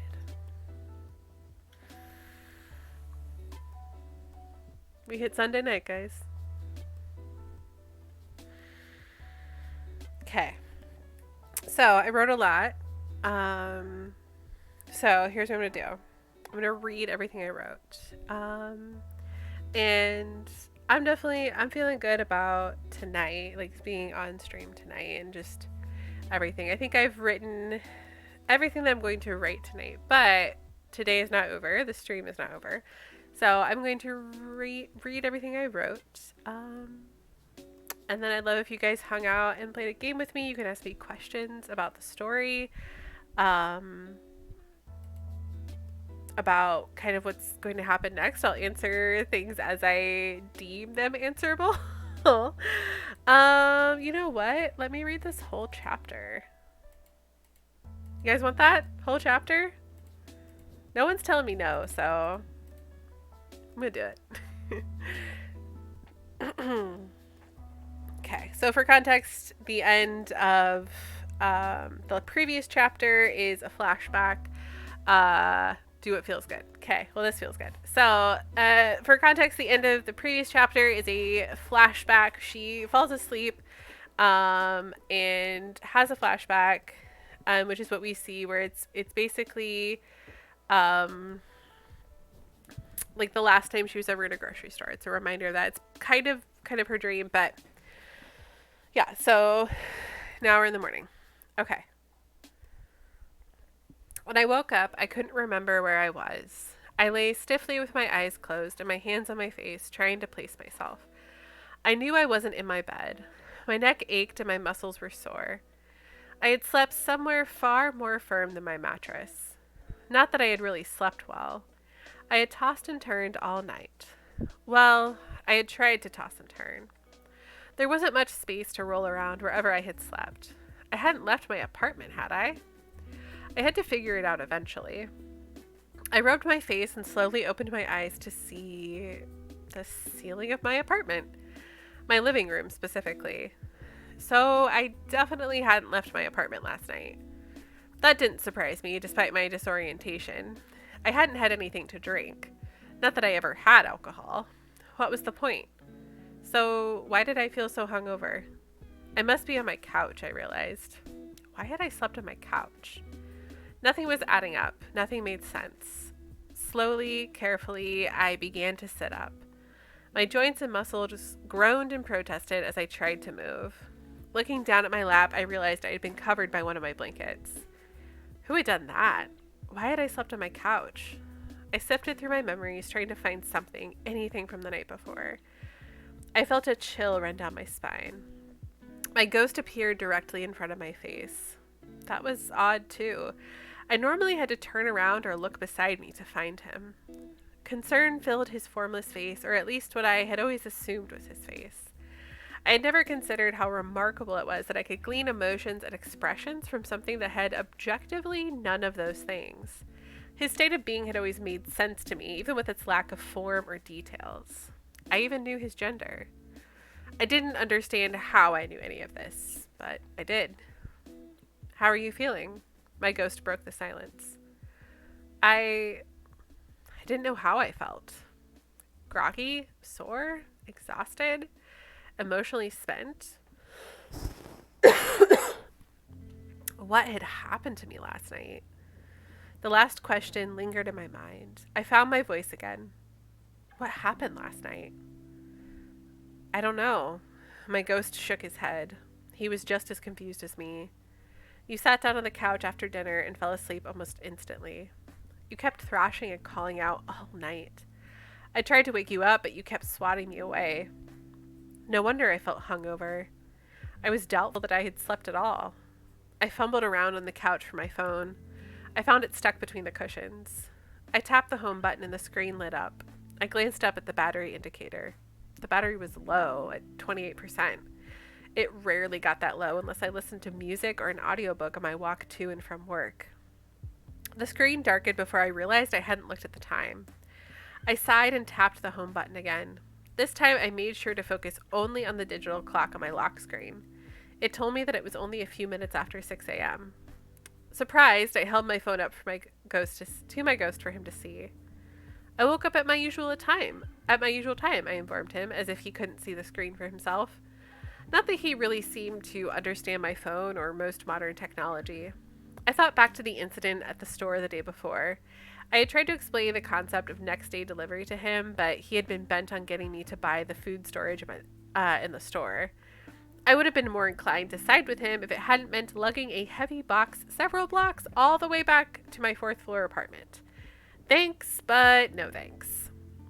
My ghost looked at me as if he wanted to say something. I tilted my head, questions in my eyes. He seemed to be trying to speak, but somehow he couldn't. For that brief moment, it felt like we had gone back to the days where he didn't speak. The days where I could only guess at what he was thinking based on the expressions and emotions I could somehow observe in his formless form. But as quickly as the moment came, it left. Are you okay? I broke the silence this time. His voice trailed off. This moment felt oddly familiar, albeit reversed. Something had disturbed him. Something from the night before. Did something happen last night? I asked hesitantly. My ghost shook his head. He was silent for a long time. I nearly spoke again when he finally began to talk. You kept crying out in your sleep. You were screaming something. Words, phrases, sometimes you mumbled. Other times the words were clear as day. I sank back into the couch. Dazed and confused, I tried to work out what he was saying. I never talked in my sleep. I never screamed or cried or even mumbled. At least, I hadn't talked in my sleep in a long time. Not since... My medicine! I sat up and snapped my fingers. My ghost jumped in surprise. I reached out my hand towards him. I'm sorry, it's just I didn't take my medicine last night. No wonder I feel so horrible. The medicine helps my brain relax so I can sleep. It stops my night terrors. You remember, don't you? I used to get horrible night terrors. I didn't sleep for a week once. The medicine is the only thing that keeps them at bay. My ghost moaned as if in pain, but I barely heard him. The events of the night before were starting to come back to me. I had skipped taking care of the dishes and dragged myself to the couch. I had been exhausted from running all around all day yesterday, and from going to the grocery store twice in as many days after not going for years. I choked. The grocery store. Trader Joe's. The flashback. I had a flashback. I had sat down on the couch and closed my eyes for just one moment out of exhaustion and passed out. Between the flashback and falling asleep for the night without my medicine, I must have triggered something in myself. Now it was my turn to moan in pain. I turned and curled in on myself, burying my face in the blanket. The pictures and moments that had haunted me in my dreams were coming back to follow me in my waking hours.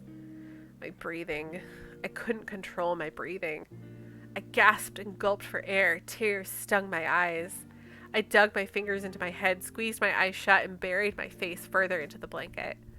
I tried everything I could to send the images back to wherever they had come from.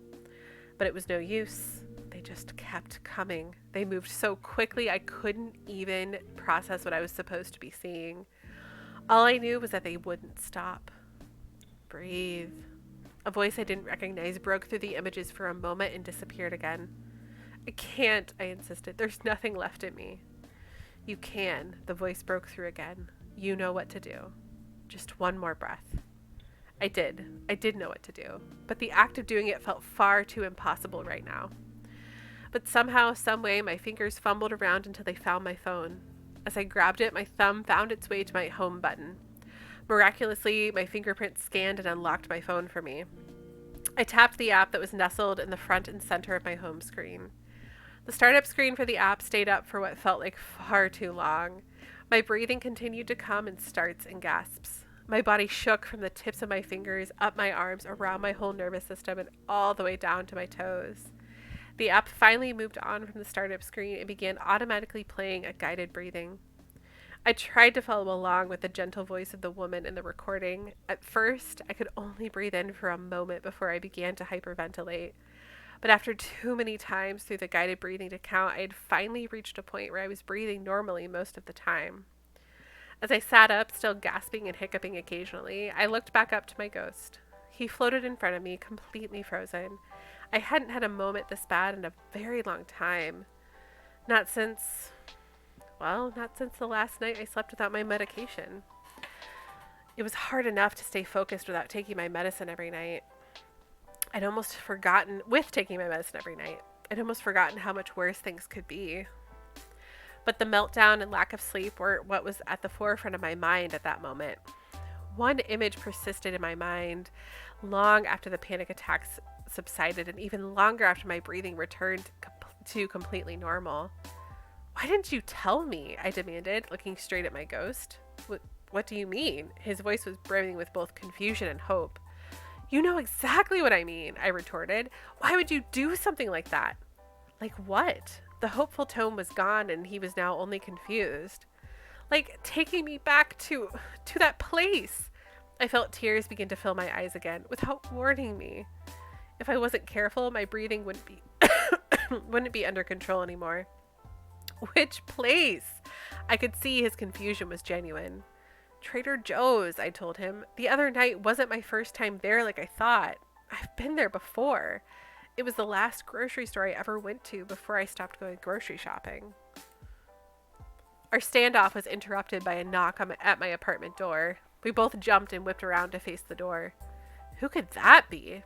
I never got visitors. I didn't think anyone in the area even knew where I lived. A few seconds later, my phone chimed. I looked out at the screen and saw a delivery notification. It was my package of food storage containers. That had been fast. I hadn't expected my delivery until later in the day. Wait a minute. Wasn't it only 6 a.m.? Since when were delivery companies dropping off packages at 6 a.m. on a Sunday? I glanced down at my phone again and gasped in surprise. It was after 9 o'clock. I blinked and rubbed my eyes. There was no way I had been awake for over 3 hours. Was I going insane? You're not going insane, my ghost answered my thoughts out loud. You woke up at 9. That's why I was confused. It was a few minutes after 9 when you thought it was only a little after 6. My heart sank. I had slept longer than usual 2 nights in a row now. I didn't want to set an alarm for myself, but it seemed like I would have to. I didn't want to be late for work tomorrow. Explaining to my boss that I never set alarms didn't sound like it would work in my favor. Trying to shake off my frustration, I made my way over to my door. I felt a chill run down my spine as my ghost practically jumped in front of me. What are you doing? He asked nervously. You don't know who's there. You never have people over. No one should know where you live. I stared at him, eyebrows raised. It's just a package delivery, I replied. Look. I held up my phone with the delivery notification. My ghost relaxed a little and moved aside, but he was clearly still skeptical. I opened my apartment door and pulled my package into my front hallway. After shutting the door again, I turned back to my ghost. See? I said, gesturing at the box.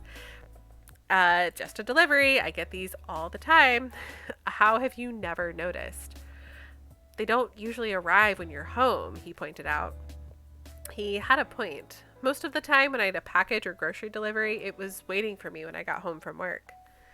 Well, anyway, I continued, kneeling down and pulling the tape off the package. I think you'll like what's in this delivery. I reached into the now open box and pulled out another box. The picture on that box showed a set of food storage containers. "See," I said triumphantly, "food storage containers, just like you wanted." I paused for a moment before taking the box into the kitchen. My ghost followed and watched quietly as I unpacked the glass containers. Once they were all unwrapped and sitting out on the counter, I went back to the fridge for my leftovers.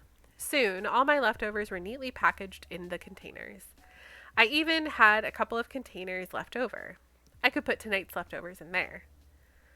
"I'm sorry," my ghost whispered. I didn't understand. "What? What did you—" "Oh," I replied. "You didn't understand why I didn't buy the containers in the store." "It's okay. You know now." "Yes, but—" My ghost trailed off. I knew what he meant. He still felt guilty about getting upset and disappearing on me. I hesitated, unsure of what to say. It really hurt when he left. I hadn't been sure if I would see him again. But it was over now. I didn't want to drag it out. I silently put the now full containers into the fridge, stacking them neatly by meal. When the leftovers were safely stored in my refrigerator, I straightened and turned to face my ghost. "Well," I said, "what now?" I closed my book, leaned back on the couch, and sighed happily. I had expected my ghost to keep me busy and distracted for the rest of Sunday, but I think the way I had slept the night before had scared him a little. He let me eat a bowl of cereal for breakfast instead of making another meal.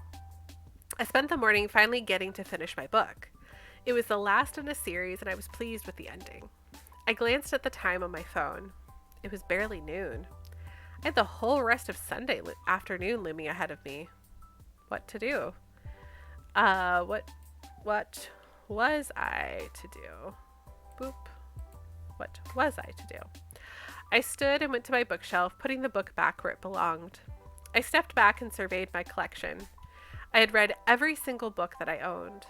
I usually only bought one book at a time, even when I knew I would eventually want to own an entire series. I preferred it this way, buying a book, reading it, and then putting it on my shelf. There wasn't any particular reason. It was just how I did things. Normally, I would finish a book on Friday night and order the next one in time for it to be delivered before work on Monday. But now it was Sunday afternoon and I hadn't ordered my next book. What was I supposed to do? I felt a chill run down my spine. My ghost was now next to me, also perusing my bookshelf. He squinted at the titles almost judgmentally. I realized again for the umpteenth time in my life how odd it was that I could perceive his expressions and actions. If anyone else had been able to see him, he would appear formless to them. He was formless to me as well, but somehow I always knew exactly what he was doing or expressing. It was our own special connection of sorts. "You need more books," my ghost spoke matter-of-factly. "You've read all of these." I stared at him, my eyebrows raised. That was another thing about him that was surprising. He didn't seem to really know much about the technology of the world around us, but he always knew things about me. He knew that I had read every book on my shelf, but he didn't understand that I could order an item from an app on my phone and have it delivered the next day. How did the rules of his existence work anyway? "There's a bookstore a few blocks away," my ghost continued. "The walk isn't too long, and that coffee shop is on the way. You haven't had lunch." "But I don't eat lunch at the coffee shop," I explained. "I get breakfast there, on my way to work, or the museum." "But you could eat lunch there," he pointed out. "They serve sandwiches. I saw the menu." "Well, yeah, I know that," I stuttered. I hadn't actually known that. I really only knew they sold muffins and coffee. The sandwiches were brand new information. I could almost see my ghost smirk. "Of course," he said. "So why not try something different? Instead of coffee and a muffin on your way to work, you could get coffee and a sandwich on your way to the bookstore." I frowned as I considered this option. It wasn't a bad idea. It was different, but it wasn't bad. I had already tried some new things this weekend, and those hadn't gone wrong. I was okay. I was still here. And I had groceries in my cupboard. So maybe I could go to my favorite coffee shop on a Sunday afternoon instead of the early morning. I must have stood there contemplating this for a while because I heard my ghost's voice again. "So, are we going or not?" he asked. I was startled into action. "Oh, right," I said, wandering over to my bedroom to grab some socks. "I guess I should do this before it gets too late." I slipped on my socks and shoes, pulled on a hoodie, grabbed my purse, and was soon outside and on my way to the coffee shop. When I got there, I was greeted by an unfamiliar scene. The coffee shop was nearly empty, and my usual barista was not standing at the counter. I had never been here on a Sunday afternoon. It suddenly felt like a brand new, unfamiliar place. The barista at the counter noticed me and smiled. "Welcome in," she greeted me. "Please let me know when you're ready to order." I approached the counter nervously, not used to the absence of a line. "Hi," I replied. Which sandwich do you recommend? I usually come here in the morning, but never for lunch." The barista brightened at the chance to make a recommendation. She began chattering about the different sandwiches on the menu, explaining which ones were the most popular, which ones she always got, and even going through and naming all of her coworkers' favorites. Suddenly, I realized I had heard my barista's name. Wait, I interrupted the barista's enthusiastic chatter. What was that last sandwich? Julia's favorite? The barista seemed perturbed by my interruption, but named Julia's favorite sandwich. "That sounds delicious," I told her. "I'll take that one." And a medium cafe au lait. The barista tapped my order into the register, gave me the total, and I paid her. I decided to tip her a little extra as an apology for interrupting her before. I hoped that would make up for it. Soon, my sandwich and coffee were ready. I sat at a table and ate quickly before heading back out the door. I pulled out my phone and looked up the directions to the nearest bookstore. There was a small, independent bookstore not far from the coffee shop. I turned in the direction of the bookstore and began the short walk there. Taking a pause to say hello and welcome, Itanshi. Thank you for redeeming the "I'm new here" Eaglot. And thank you so much for the follow. Also, I love that emote. That is so cool. That looks like it's one of your emotes. That is so cool. I love it. I love it so much. Well, thank you so much for hanging out in here. I did a bunch of writing tonight. I'm just reading kind of this chapter that I just finished tonight. Some of it I wrote tonight, some of it I wrote other times. So yeah, it's a sad ghost story. I hope you're enjoying it. So let's see. I've got 2 more scenes here to read, and then I was gonna kind of do something a little different here, but yeah. Okay. A bell jingled as I opened the door to the bookstore and stepped in. It's actually, I think, my favorite scene that I've written tonight. So I'm excited that you popped in at this point. A bell jingled as I opened the door to the bookstore and stepped in. The cashier looked up from her book and smiled at me. "Welcome in," she said warmly. "Please feel free to look around and let me know if I can help you find anything." I smiled and nodded at her in acknowledgement. I stuffed my hands in my pockets and began wandering through the store. As I meandered up and down the aisles of books, I found myself breathing in the smell of new and old books mingled together. It was a satisfying and comforting scent. I had only been in this place for a few minutes and I already loved it. The air felt safe and cozy. Surrounded by shelves upon shelves of books, I felt I could get forever lost in this place. The idea of being lost somewhere usually felt overwhelming and scary. But not here. Here I was surrounded by stories. Stories were safe. Books were safe. Even when they weren't. I could go on adventure after adventure, sail the 7 seas, and explore new worlds and still be home in time for dinner. Books were made of magic. When I read, I felt when I read, I felt as if all the pain and sorrow of my life were gone just for a moment. From the break room at work and my couch at home, I had climbed mountains, tripped through wardrobes into new worlds, and saved an entire world by throwing jewelry into a volcano. And when I finished the stories and closed the books, I was still at work or snuggled on my couch. The battle scars of my favorite characters only existed in my imagination. Books were safe. The characters I knew and loved could go on every adventure, find themselves in every type of harm's way, and still, somehow, I could stay safe at home. I could enjoy their travels from a distance. I didn't have to do anything unexpected or scary. They could do that for me. Also, hello, Big Swole Lee. Welcome in. Thank you. I let my fingers brush the spines of the books as I passed them. It had been so long since I let myself just wander through a bookstore. I wondered why it had let so much time pass since my last trip to a bookstore. I guess it didn't matter now. I was here, wasn't I? But which book should I buy? An older volume on a display caught my eye. I felt a chill run down my spine as my ghost rushed ahead of me and floated near the same book I had just spotted. He let his formless shape engulf the book as if to tell me that this was the one I should choose. I smiled. "Did you forget that you could talk?" I whispered to him. "I guess I did," he chuckled. "I just got so excited. This was my favorite book." I blinked in surprise. My ghost had a favorite book. Of course he did. He was alive at one point.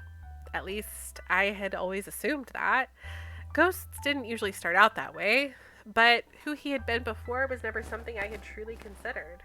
I had only known him as a ghost, and I really knew very little about him at all. I stepped closer to the display and picked up the old, worn-out volume. The cover was beautiful, the title embossed in gold on the front. Great Expectations by Charles Dickens. I read the title out loud. Somehow, I had never read this book before. I loved a good classic, and I had read Charles Dickens before. Of course, everyone has read A Christmas Carol, or at least everyone I knew. I decided to ignore the fact that everyone I knew was my grandparents and Margot, my old roommate. They were different enough for me to know that reading A Christmas Carol was probably a common experience among the general population. I gripped the book decisively and made my way to the register. I guess I would be reading Great Expectations this week. I wondered why my ghost loved it so much. Charles Dickens wrote a lot of stories. What made this one so special? I guess I would get to find out. Maybe. Even though he talked to me now, he seemed to measure every word carefully, as if he might say the wrong thing. I guess after 20 years of not saying a word, you stop knowing what to say next. Back at home that night, after dinner was made, eaten and put away, and my laundry had been washed, dried, and folded, I finally settled into my bed, book in hand. Going to sleep this Sunday night felt different from every other Sunday night before. Every week, I had gone to sleep dreading what lay ahead of me. There would be new assignments at work, new stressors, and so many unknowns. They always felt overwhelming and scary, but they didn't tonight. It was admittedly ironic. The upcoming week had more uncertainty than I'd seen in years, and yet it had more certainty as well. My cupboards weren't bare. I had leftovers in my fridge. I had already started my new book, which I was glad for. It was dense. My ghost had talked, was still talking. No matter what happened at work or in my life this week, I had excitement. I had good things to look forward to. Even if it was just the voice of my ghost and delicious leftovers in my refrigerator. The jury was still out on the book. I slipped my well-worn bookmark into my book and laid it on my nightstand. My fingers brushed past my water bottle and orange pill bottle. I briefly thought back to Friday night, the way the pills had poured themselves into my palm, waiting to be swallowed all together. I remembered how I had almost done just that, how I dropped the pills one by one back into the bottle before I took only one. Just one pill every night before bed to keep away the nightmares. Then I remembered last night, how I had fallen asleep on the couch without taking my medicine. A long and wide pendulum swing from the night before. One night I had almost taken them all. The next night I took none. I wasn't sure what it all meant, but I did know one thing. I was glad I was still here. I opened my pill bottle like I did every night, but this time, instead of tipping it out into my palm, I reached my index finger inside. I pressed down on a single pill and pulled it out of the bottle. I tossed the pill in my mouth, closed the pill bottle, and took a drink from my water bottle. That's a lot of uses of the word bottle. I'm very sorry. Feeling more content than I had in a long time, I settled into my pillows and drifted off to sleep, my ghost watching me nearby, like he always did. So that's the end of, I think that's going to be chapter 3. So after every chapter, there's going to be, mostly every chapter, there's going to be a ghost interlude, where we kind of get more about the ghost. I have kind of an idea of what I want to write for that. I think I'm going to, let me just do a little bit. Ghost number 3. Okay, all of this, just adjust that. Just one more breath. And now I'm going to open it with that. I think this ghost interlude is going to be more of a flashback for him. So we have had one ghost flashback already, but it was in context of one of her flashbacks. And now I want to kind of pull a flashback for him a little out of context, I think. Ooh, I can pull these to the side.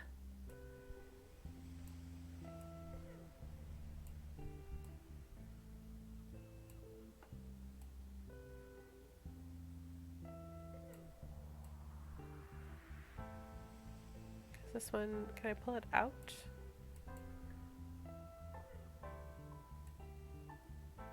There we go. Okay. Now it's like in line with, yep, there we go. Okay. And then, oop. There we go. All right. Try to keep it all like, because it's kind of outside the chapter.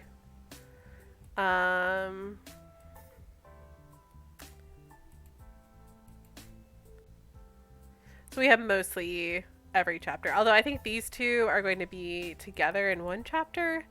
I haven't decided yet. This Chaotic Monday is going to be different chapters. Final chapter. Okay. So ghost number 3. Yeah, this is where we're introduced to Just One More Breath. We've seen it already once, and now we see it in context of the ghost. So this is a really... I'm so sorry. The Just One More Breath is really important to the story. It's going to be her... his line of connection with her. Like how... any hint that he's going to be able to give her about who he is. And this is really the only hint he's going to be able to give her. So she's going to get bits and pieces of him, like Great Expectations was his favorite book, and like little things like maybe his favorite song or favorite movie, or like even Trader Joe's being a store that he went to a lot. Like all of those things are going to be little connecting points for her to get to know him better as her ghost, but like little hints. But Just One More Breath is going to be this phrase. It's kind of going to become a mantra for Colette, for my main character. And it's going to come from the ghost. And this is going to be the sticking point. She's going to get little bits and pieces, little points of connections, little things that say who he was when he was alive. But this here is going to be the thing that sticks out the most. Like everything else is going to kind of exist in passing, but Just One More Breath is going to be here over and over and over again. And so because it was his mantra and he wants to make it hers. So that's why it's important that we see this happen early on for the ghost in an interlude, especially in the first flashback that is only his. So the first ghost interlude is in conjunction with the first flashback, her first flashback. It coordinates. The second ghost interlude coordinates with what happened to her on Saturday. It's just we're kind of in his thoughts for a little bit. It's not a flashback really. It's part of the story. And then this third one is going to be our first full flashback into like the ghost's life when he was alive, which is brand new here in the story. So I'm just gonna give myself a little context here so then I can write on this later. Just one more breath.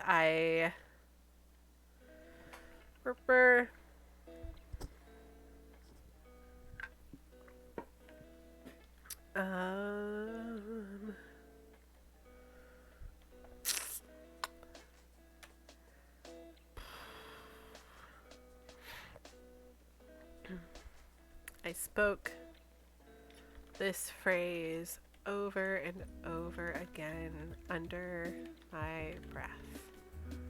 Just one more breath. I had to keep going. Just one more breath. My day wasn't over yet. Just one more breath. One more dish to make. Then the restaurant. Then the kitchen would be closed. Just one more breath. All around me, a flurry of activity.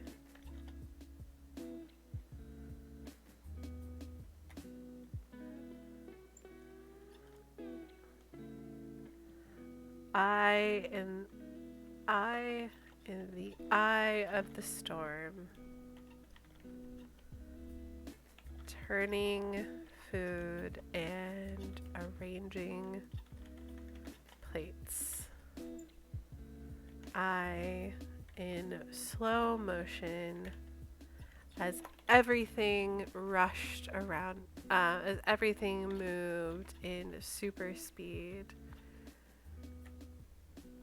Arranging servings on 2 dishes. Just one more breath. I flipped my towel over my shoulder. Finally done.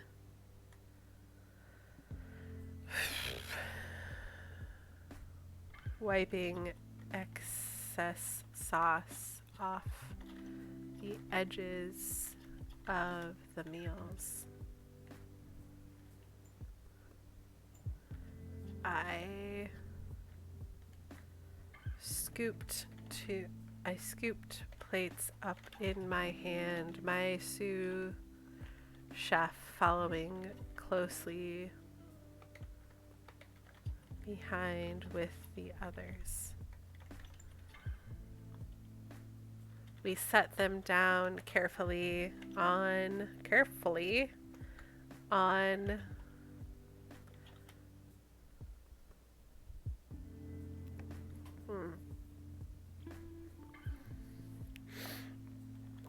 the counter, where the waiter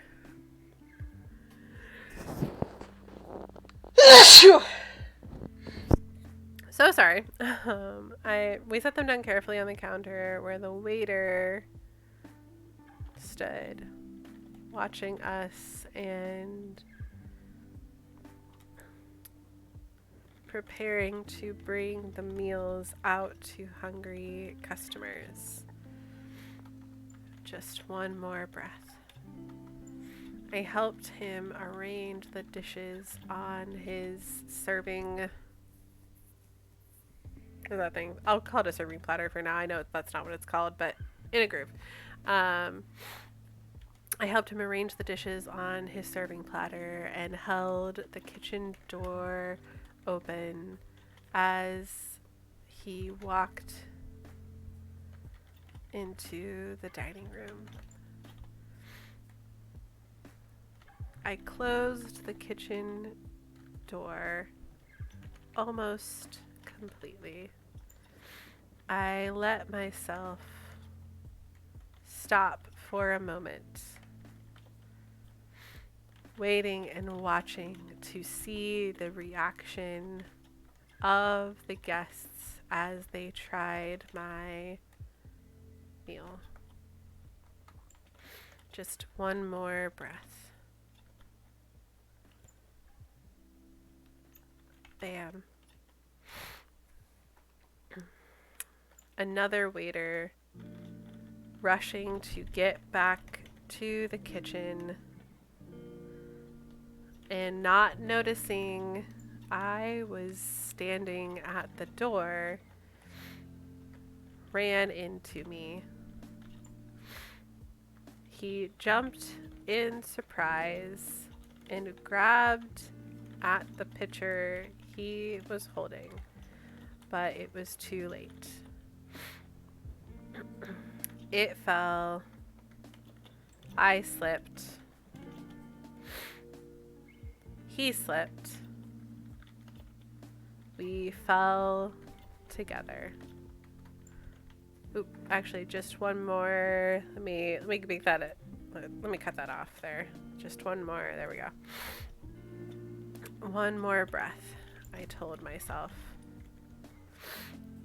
as I carefully rose to my feet and helped the apologetic waiter do the same.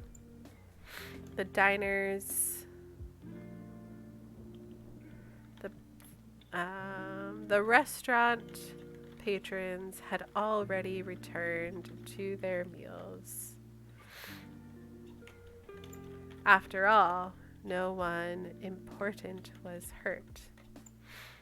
They had no idea that the tattooed man at the kitchen door had made every meal they were each enjoying. Of course, they wouldn't know. They never saw me. I never came out of the kitchen. Compliments to the chef were sent to me, but many times a night. But I never answered requests to meet me. I was too busy.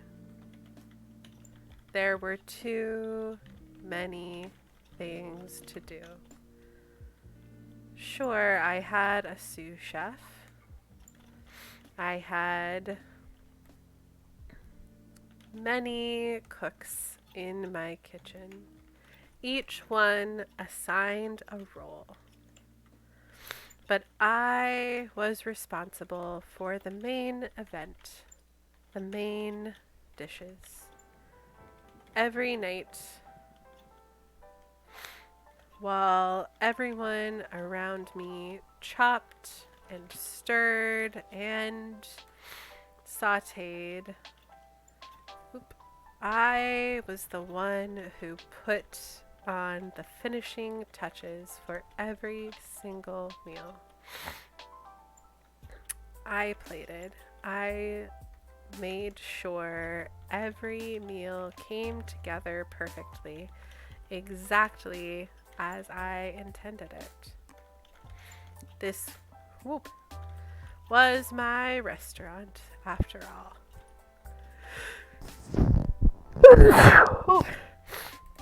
Sorry. Oops. Okay. I'm going to pause on that. I know where I'm going with that. Excuse me. I'm going to take a quick break. I am going to transition over. So, I'm going to keep streaming for a little while. Here, let me switch to this so you can see all of me. So I am going to take a quick break just for a little bit, just to kind of transition over to some things. I am going to keep streaming for a little while. I'm going to switch over to just a cozy, relaxed game, a way to kind of wind down from tonight after all the writing. And yeah, I'll just stream and keep streaming and talking. If you have questions about like my writing process, what I'm writing, my story, this is a good time to ask them. You can start sending them in the chat even when I'm on break. But I know when I'm writing on stream, I tend to get into kind of a zone, or it's hard for me to find the stopping points to interact with the chat as much, which is okay. I know a lot of times these kinds of streams, people are mostly here to lurk and to just listen, put it on the background. But if you have any questions, if you are curious about something, I do want to kind of make time for that.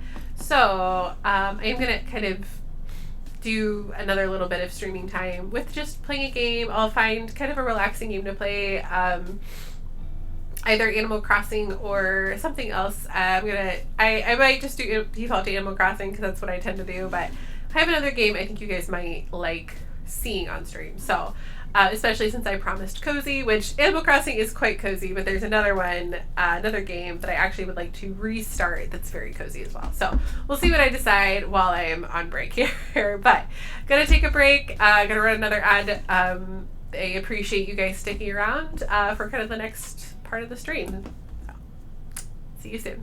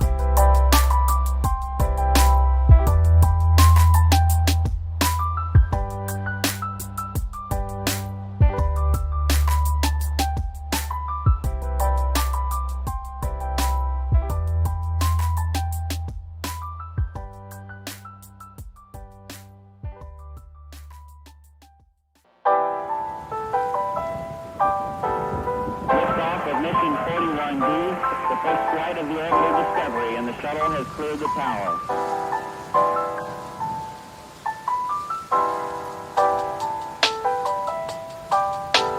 Discovery's core computers now have primary control of critical vehicle functions.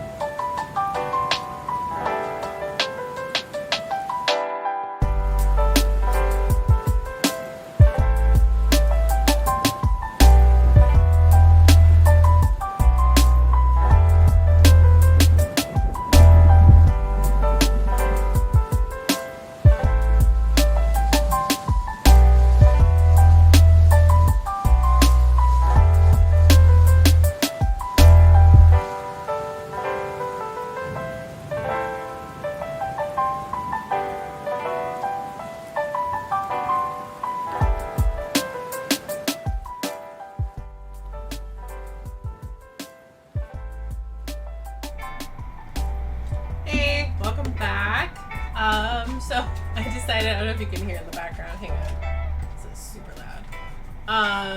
I decided I'm gonna do some Animal Crossing. So here we are.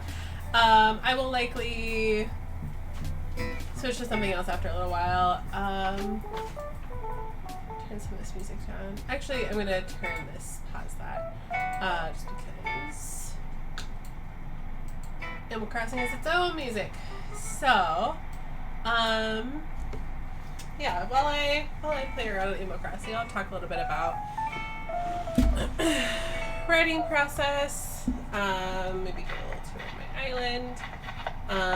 Let's see. Oh, Kix is here today. I wanted to talk to him. I'm trying to decide if I'm going to sell my turnips today. So, my turnip prices are $123, and I really don't think it's going to get any better, unfortunately.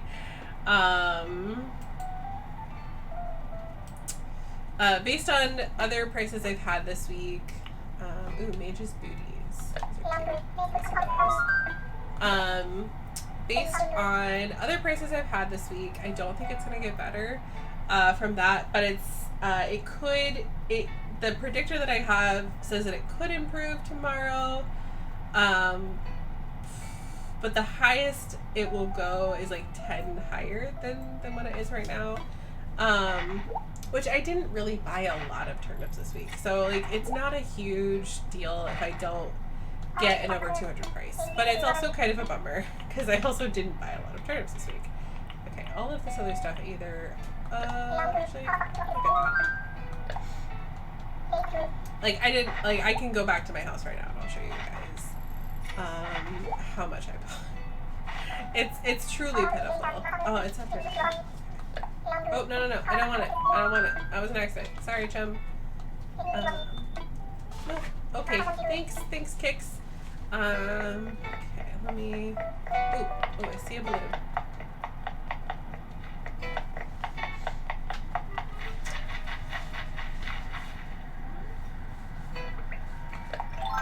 Okay, I gotta be really careful. I accidentally let a balloon fall into my,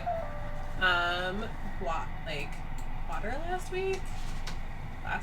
last night, oh my god, fell into the river. So I'm pretty sure it's over the river right now. So I'm not going to shoot the slingshot.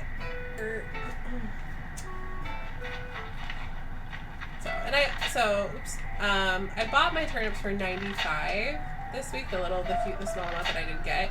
So 123 is like it's a good jump. Oh my god, I'm not normally this bad. There we go. Okay. Oof.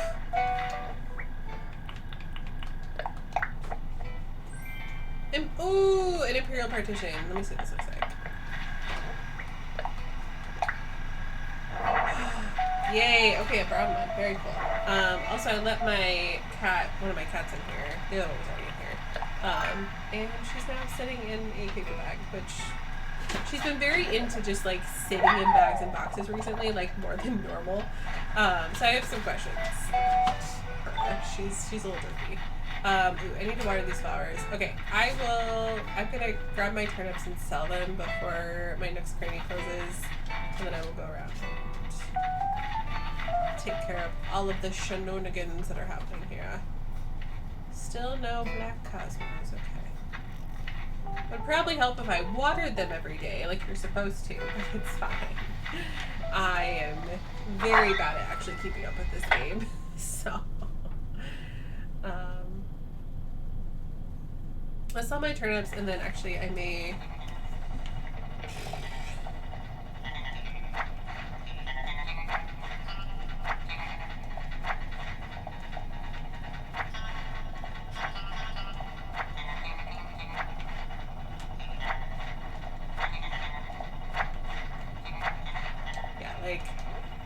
barely any turnips this week.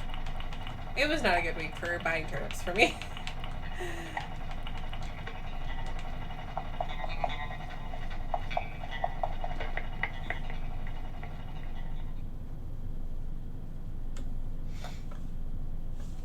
Oh, I just realized you guys cannot... Oh, yes, you can. Okay, cool. I'll turn up my capture card just a little bit so you guys can hear that. Okay.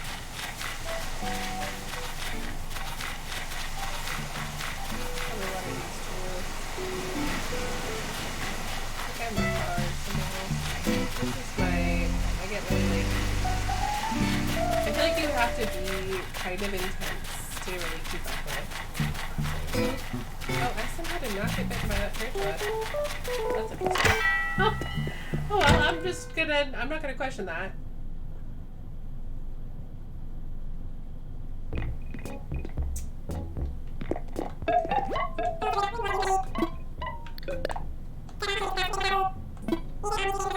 Yep, I'm just gonna do it. I'm a bump.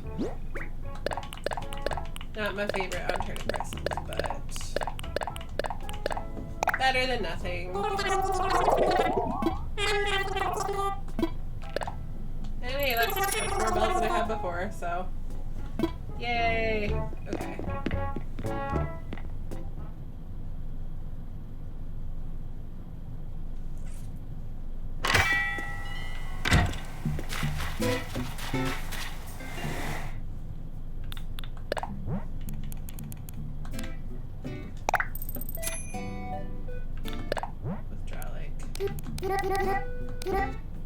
And now I have the money on the bell trees.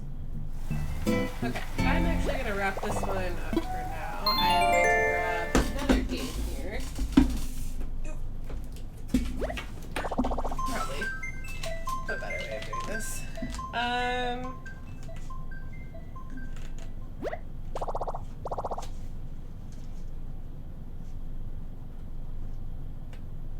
This is super tiny.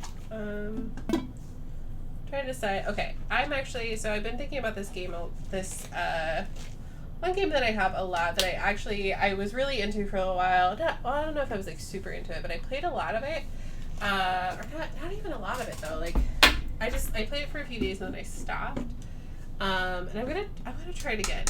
It was on my old Switch, so I don't even know if I still have the save data for this, which is fine because I'm gonna restart it anyway. Let me just pull this out.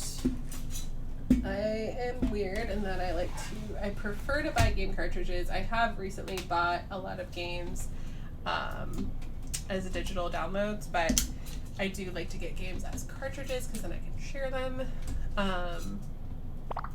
Yep, okay, there it is. Spirit of the North. So this is an interesting, I will also update my stream info to reflect that I am no longer playing Animal Crossing, so I do not confuse and or disappoint anyone. This is, I don't know about you guys, if when you like don't go back to a game for a while, I just feel like I have to just restart it. Okay, exploring snowy mountains. Let's see if this is even in. Aha, there it is. Okay. So this is also, I believe, yes, it is also an indie game, which is kind of something I've been really leaning into recently. I've been trying to play more indie games. So I'm excited to show you guys this game. So like I said, like you see, it's called Spirit of the North. Oh, yeah. It's gonna need a minute. So it's about, you're like, there's no dialogue in it whatsoever. So that's kind of what makes this fun to play on stream, because it's easy to like just chat and hang out while I play it on stream. And I can talk about my novel too while I do this, and you can see, you get to kind of just explore, but you also get to do some really interesting things. So, yeah, we'll do a little bit of this. This is coziness. Yeah. Yeah, so I think my goal for that flashback that I started writing, I think I'm just aiming for a little bit of some status quo establishing with the ghost when he was alive. I have already established in the story that he is her father. She doesn't know that though. And that's not something she's going to know until the end. And even then it's going to be kind of a maybe. I already know how I'm going to end the story. And I've even written most of the final scene. but I'm going to kind of leave it open-ended for my readers to think whether or not she actually figures out that it's her father. So it's going to be kind of fun that way.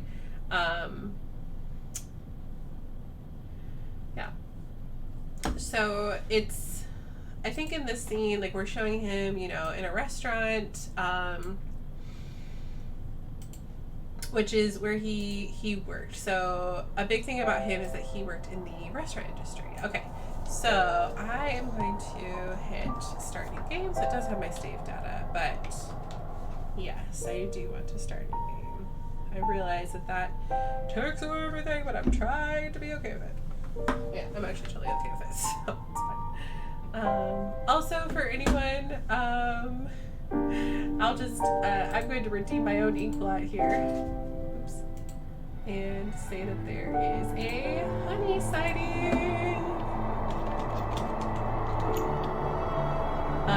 So some of my ink blots, you can use to tell me if you see one of my cats.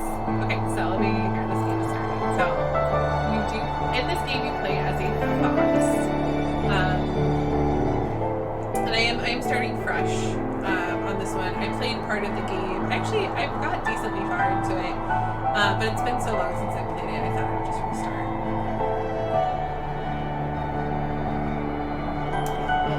Money left. Sylvie's actually also in that bookshelf, but she is not visible on camera. I can see her.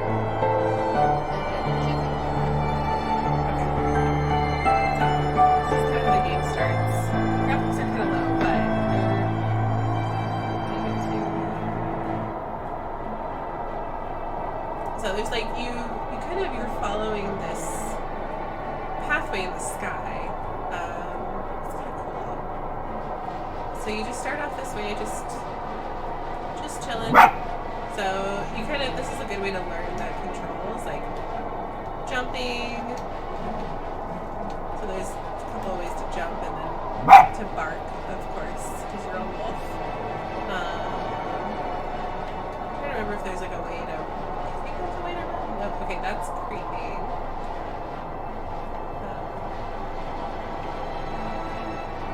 Not really. So you see these kind of like little monuments here. You can climb on top of. Let's jump. Boop.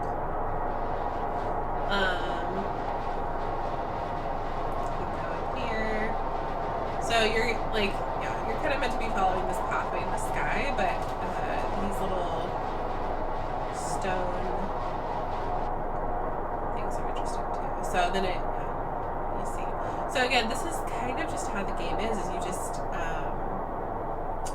you learn the game and you learn the story visually through like visual things that happen. So it's very much focused on like you pay attention, but also just kind of just do it.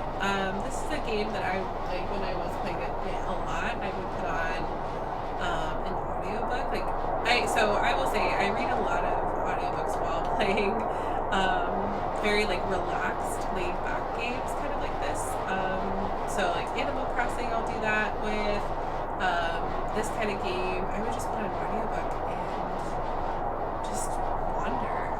It's very peaceful. Just kind of like that. You guys appreciate the peaceful just for a few minutes.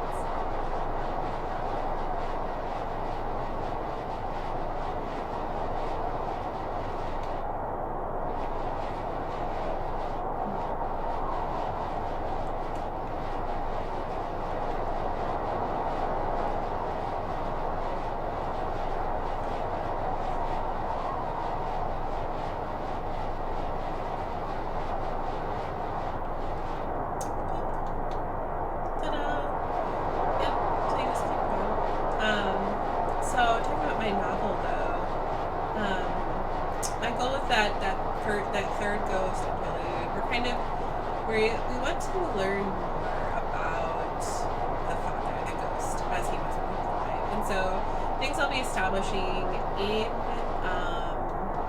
in that interlude is first that he's not not just a chef, but I'm experimenting with the fact that with him owning a restaurant.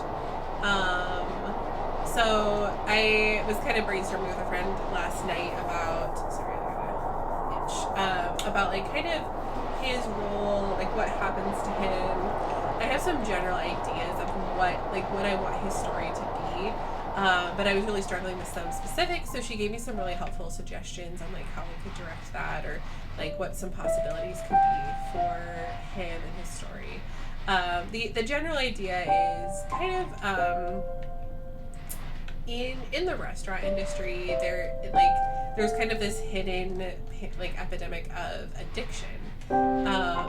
And so this is something that I kind of want him to be a victim of, that he starts out, not really addicted to anything, but he might do a line just to get through his shift, or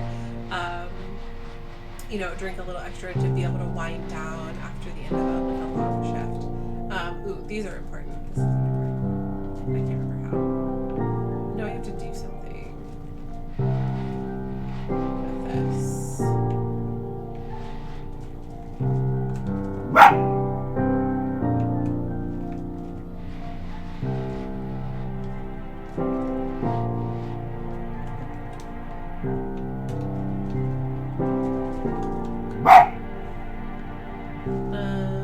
I think I have to give him his staff or something. I can find his staff. I'm gonna go too far without so I want him to just he's gonna deal with kind of passive addiction in a way where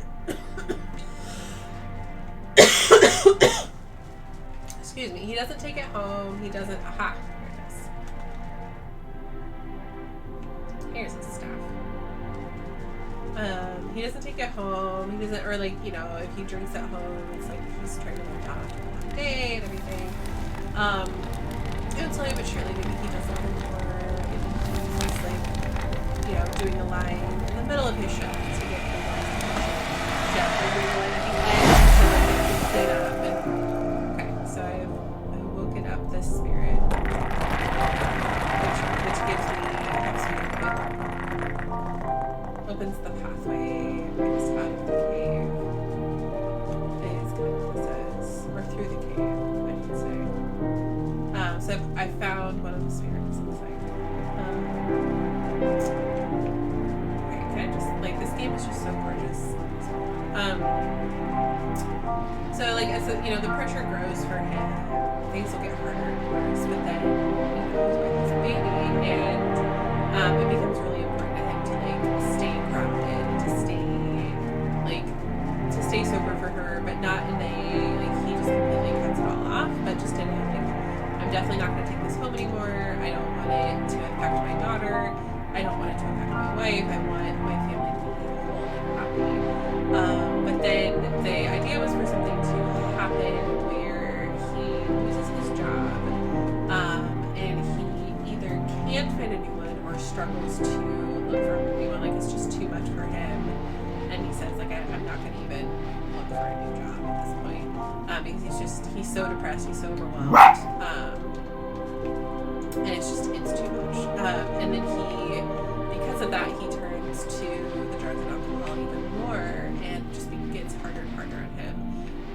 He gets deeper and deeper into this depression. Things start to really go south with his wife. He becomes this person that he never wanted to be. Hello.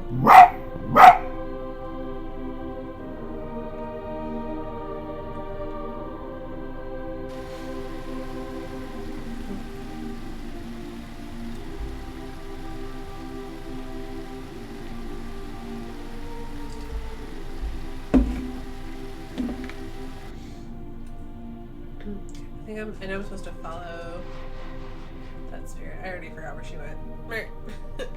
Oh, she's down. I see her. And I can't jump down there. I already know that. I already know I'll die. I've played this before.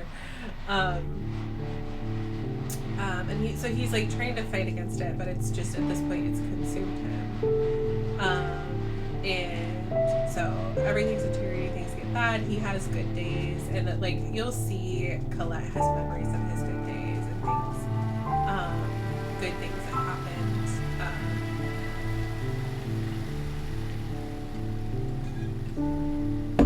So I have to get up to this spirit. I can touch it.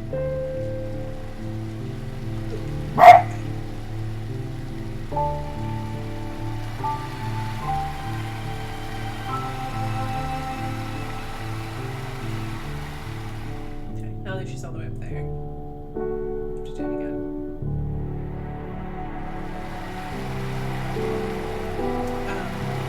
And eventually, like, he does eventually die because of and this kind of becomes a tragedy. And so when he wakes up after he's dead, he realizes he's a ghost, and he's told in life store. And so this is kind of his, in a way, his penance. Way he's like kind of fixing what he broke in a way. But also for him, he is also working on himself. Like, he is, what he doesn't realize is this time as a ghost is just as much for him as it is for his daughter. I'm trying to watch where she goes before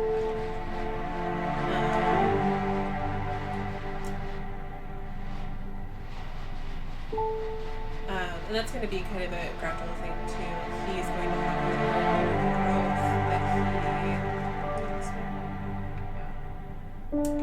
that he has to deal with. He's going to face a lot of his own struggles as he tries to help Colette out of her own struggles, because he's kind of like, well, I'm trying to fix her. And if you were there, like, or if you've been here, this whole time or for a while, I shared a part where he's like, well, I missed where she went.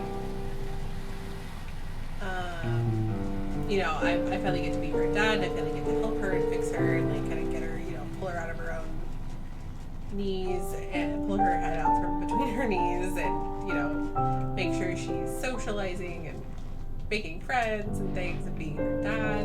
And at this point, it's like it's kind of too late. She doesn't really need a dad, but she needs something. She needs help. She can't continue the way she is. So it's going to be a lot of push and pull and like very complex kind of things. And one thing that he is going to have to do is kind of in a way fix what he broke, but give her the tools that she needs and the nudge that she needs to realize that she is worthy of getting help and of having connections and having a world that goes beyond her four walls. And okay, I totally lost this. Which I think is actually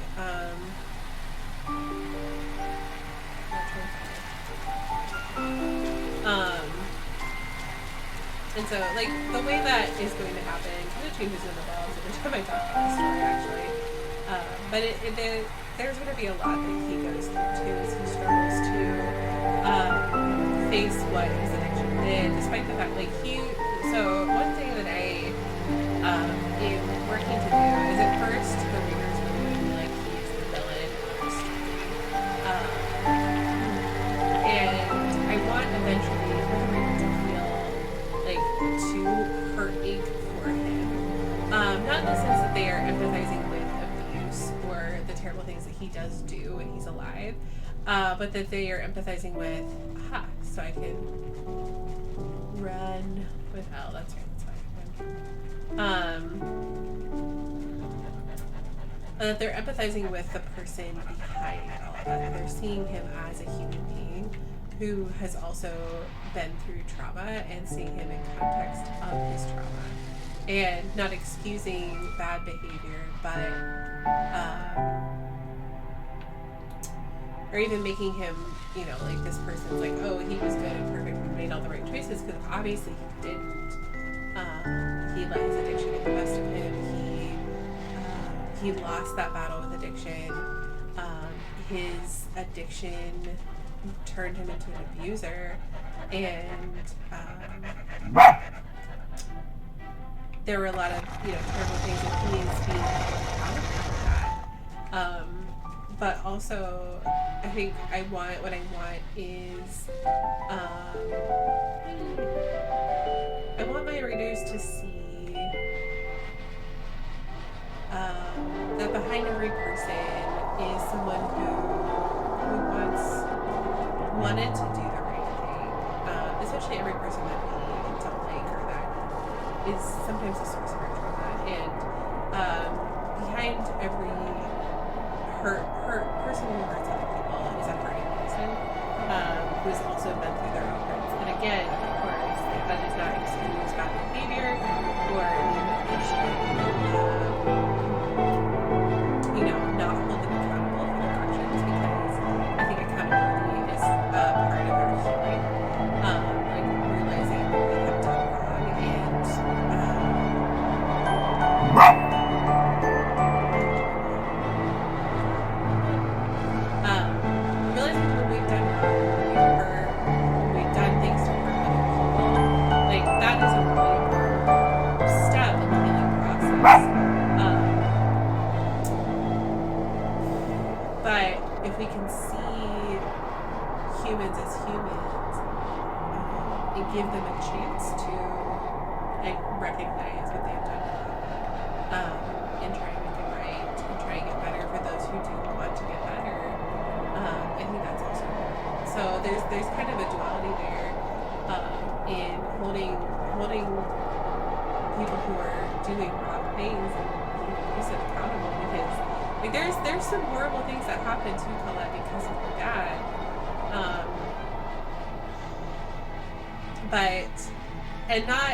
Not every abuser is going to want to take back their abuse or is going to feel bad for what they did. And that's important to see as well. But in this particular case, I wanted to create this situation where we saw him for who he was before he succumbed to all of these terrible things, to and re-initial violence, and then before he allowed those to make him this person that he never wanted to be. Because if we see that person behind the addiction, behind all of this, it allows us to empathize with the person that got hurt. And young ghost man.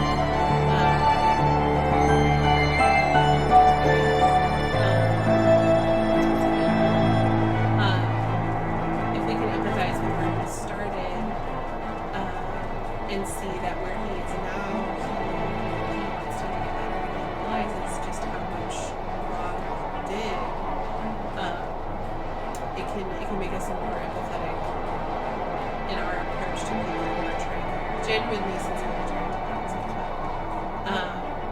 But also, the story is complex. This is about her facing the past and facing what happened to her. And in that same way, we're truly in the story not knowing what's supposed to be.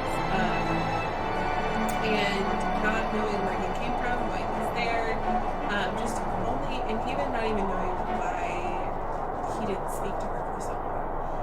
Because that's a big part of the story, actually, is the fact that he doesn't. This is him talking to her is brand new. It's come up a lot already in what I've read to you guys. And it's going to be part of her own healing process is going to be acknowledging that she has been hurt, that the loss of her dad meant that she never got to see a version of her dad that was whole and happy, and she has some memories of him like that because she was alive when he lost his job, and you'll see some references occasionally to her dad's good days. Okay, this is being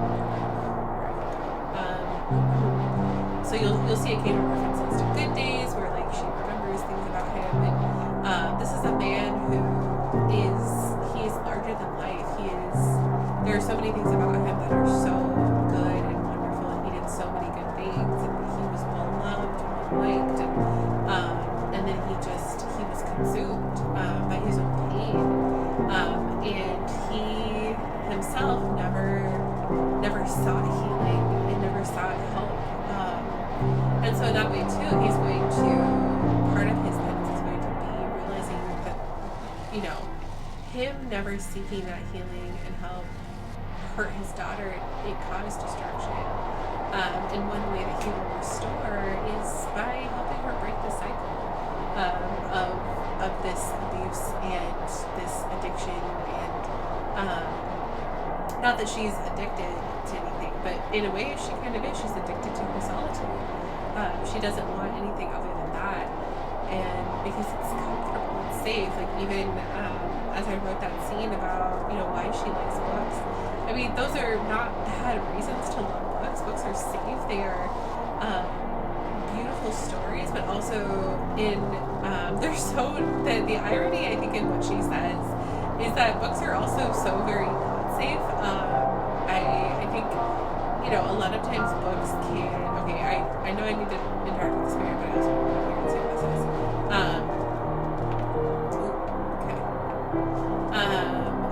They can challenge the way we think. I mean, books are very, very powerful. But in a sense, there's also safety in them where we can escape to the world that is in these stories that we read, and it's just so beautiful. Like I love writing what she said in the books, even though not all of it is correct. The spirit of it is correct, but then there's so much more of her books. Like her idea of books is going to develop, I think, in that. But there is the safety. Oh, okay, she's leaving, but I'm going to stop. Because I think I missed this guy last time. But I want her idea of books and everything to grow and to develop. So even though she goes from, books are my safe place, my safe haven, they're also a place where I can learn and grow and be challenged in my thinking and in my the ways that I am set in. And so there's a duality there too of what books can be. And so she's very she likes that safety and that comfort. And even though she reads a new book every week, she prefers the comfort of books and just being able to say, the dog, it wants me to come. I know. It's calling for me. That's interesting. I don't know if the last time I played this, I delayed like this. Okay, so, but there's a spirit. I wanna get him back his stuff. Okay, let me just. Oh, he fell over though. I don't know if I can get him back his stuff. I don't think there is one to get him. Okay. I'm just gonna. This game's low key. It's not about achievement anyway. The spirit is calling to me, so clearly I must go. The mountains are calling.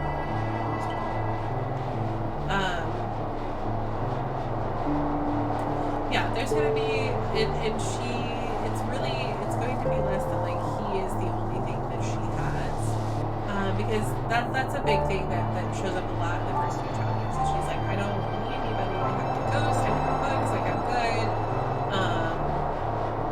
But slowly but surely, because he's getting her to her house more and go different places. Like she went to a bookstore and she went grocery shopping in an actual grocery store. It's going to prompt her to kind of meet new people. There's actually one character that is kind of my favorite character, side character I've ever read.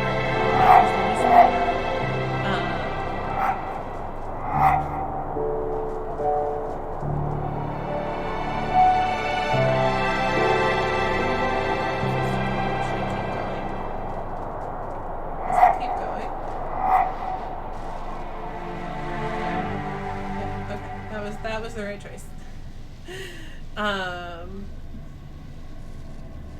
His name is Theo, and he becomes kind of the first friend that she makes in this story.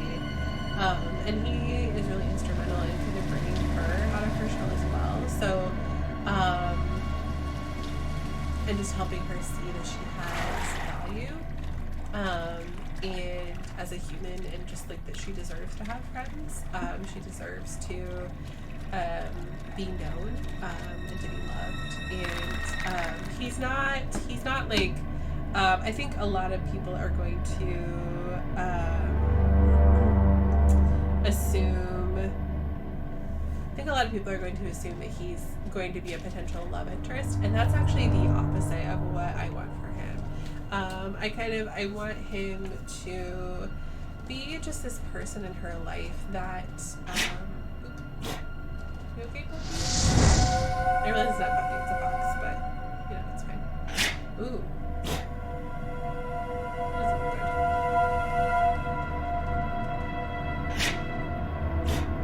good. Sincerely, I do not remember this from the last time I played the game. Ooh. Oh, wait, now I do. Okay.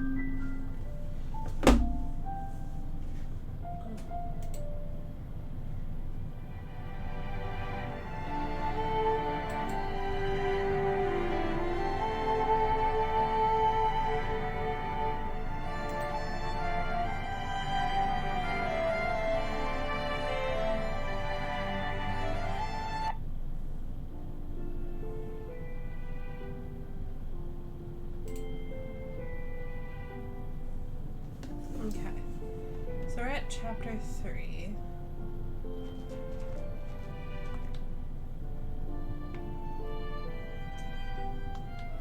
Just as we hit the current chapter. So okay, I'm gonna switch back over. Yeah. Turn my desktop audio back on.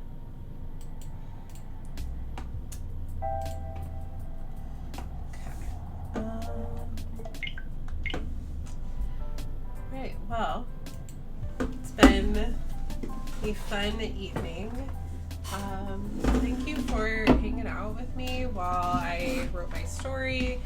I always get more done when I'm doing it here like this. We're sad that Andrew's on a stream break. Normally these Writing Wednesdays would be with him, where we're working on our own short stories that we're writing together. But it's been fun to write, to have an excuse to write my own novel and stream. Not that I ever need one, but yeah, it's been good. So we are going to read someone. I have one person that I see online that I think we should read. So her name is, so please join me for the raid. These raids help support other streamers, and this particular person that we'll be reading, her name is Minty Sick Cat. She is currently playing Hollow Knight. Let me just make sure she's actually still actively playing. Yeah, it looks like she is on, and so she is currently on the path to affiliate, so we want to support her like this, so please, here, I'll post the raid message again. When we raid, we can post this message in the day, let her know that it's coming from us, from the lore masters and everybody here. So I'm gonna go ahead and click raid on her. So please join me for that raid. Thank you so much for hanging out with me tonight, and I will see you next time. Bye.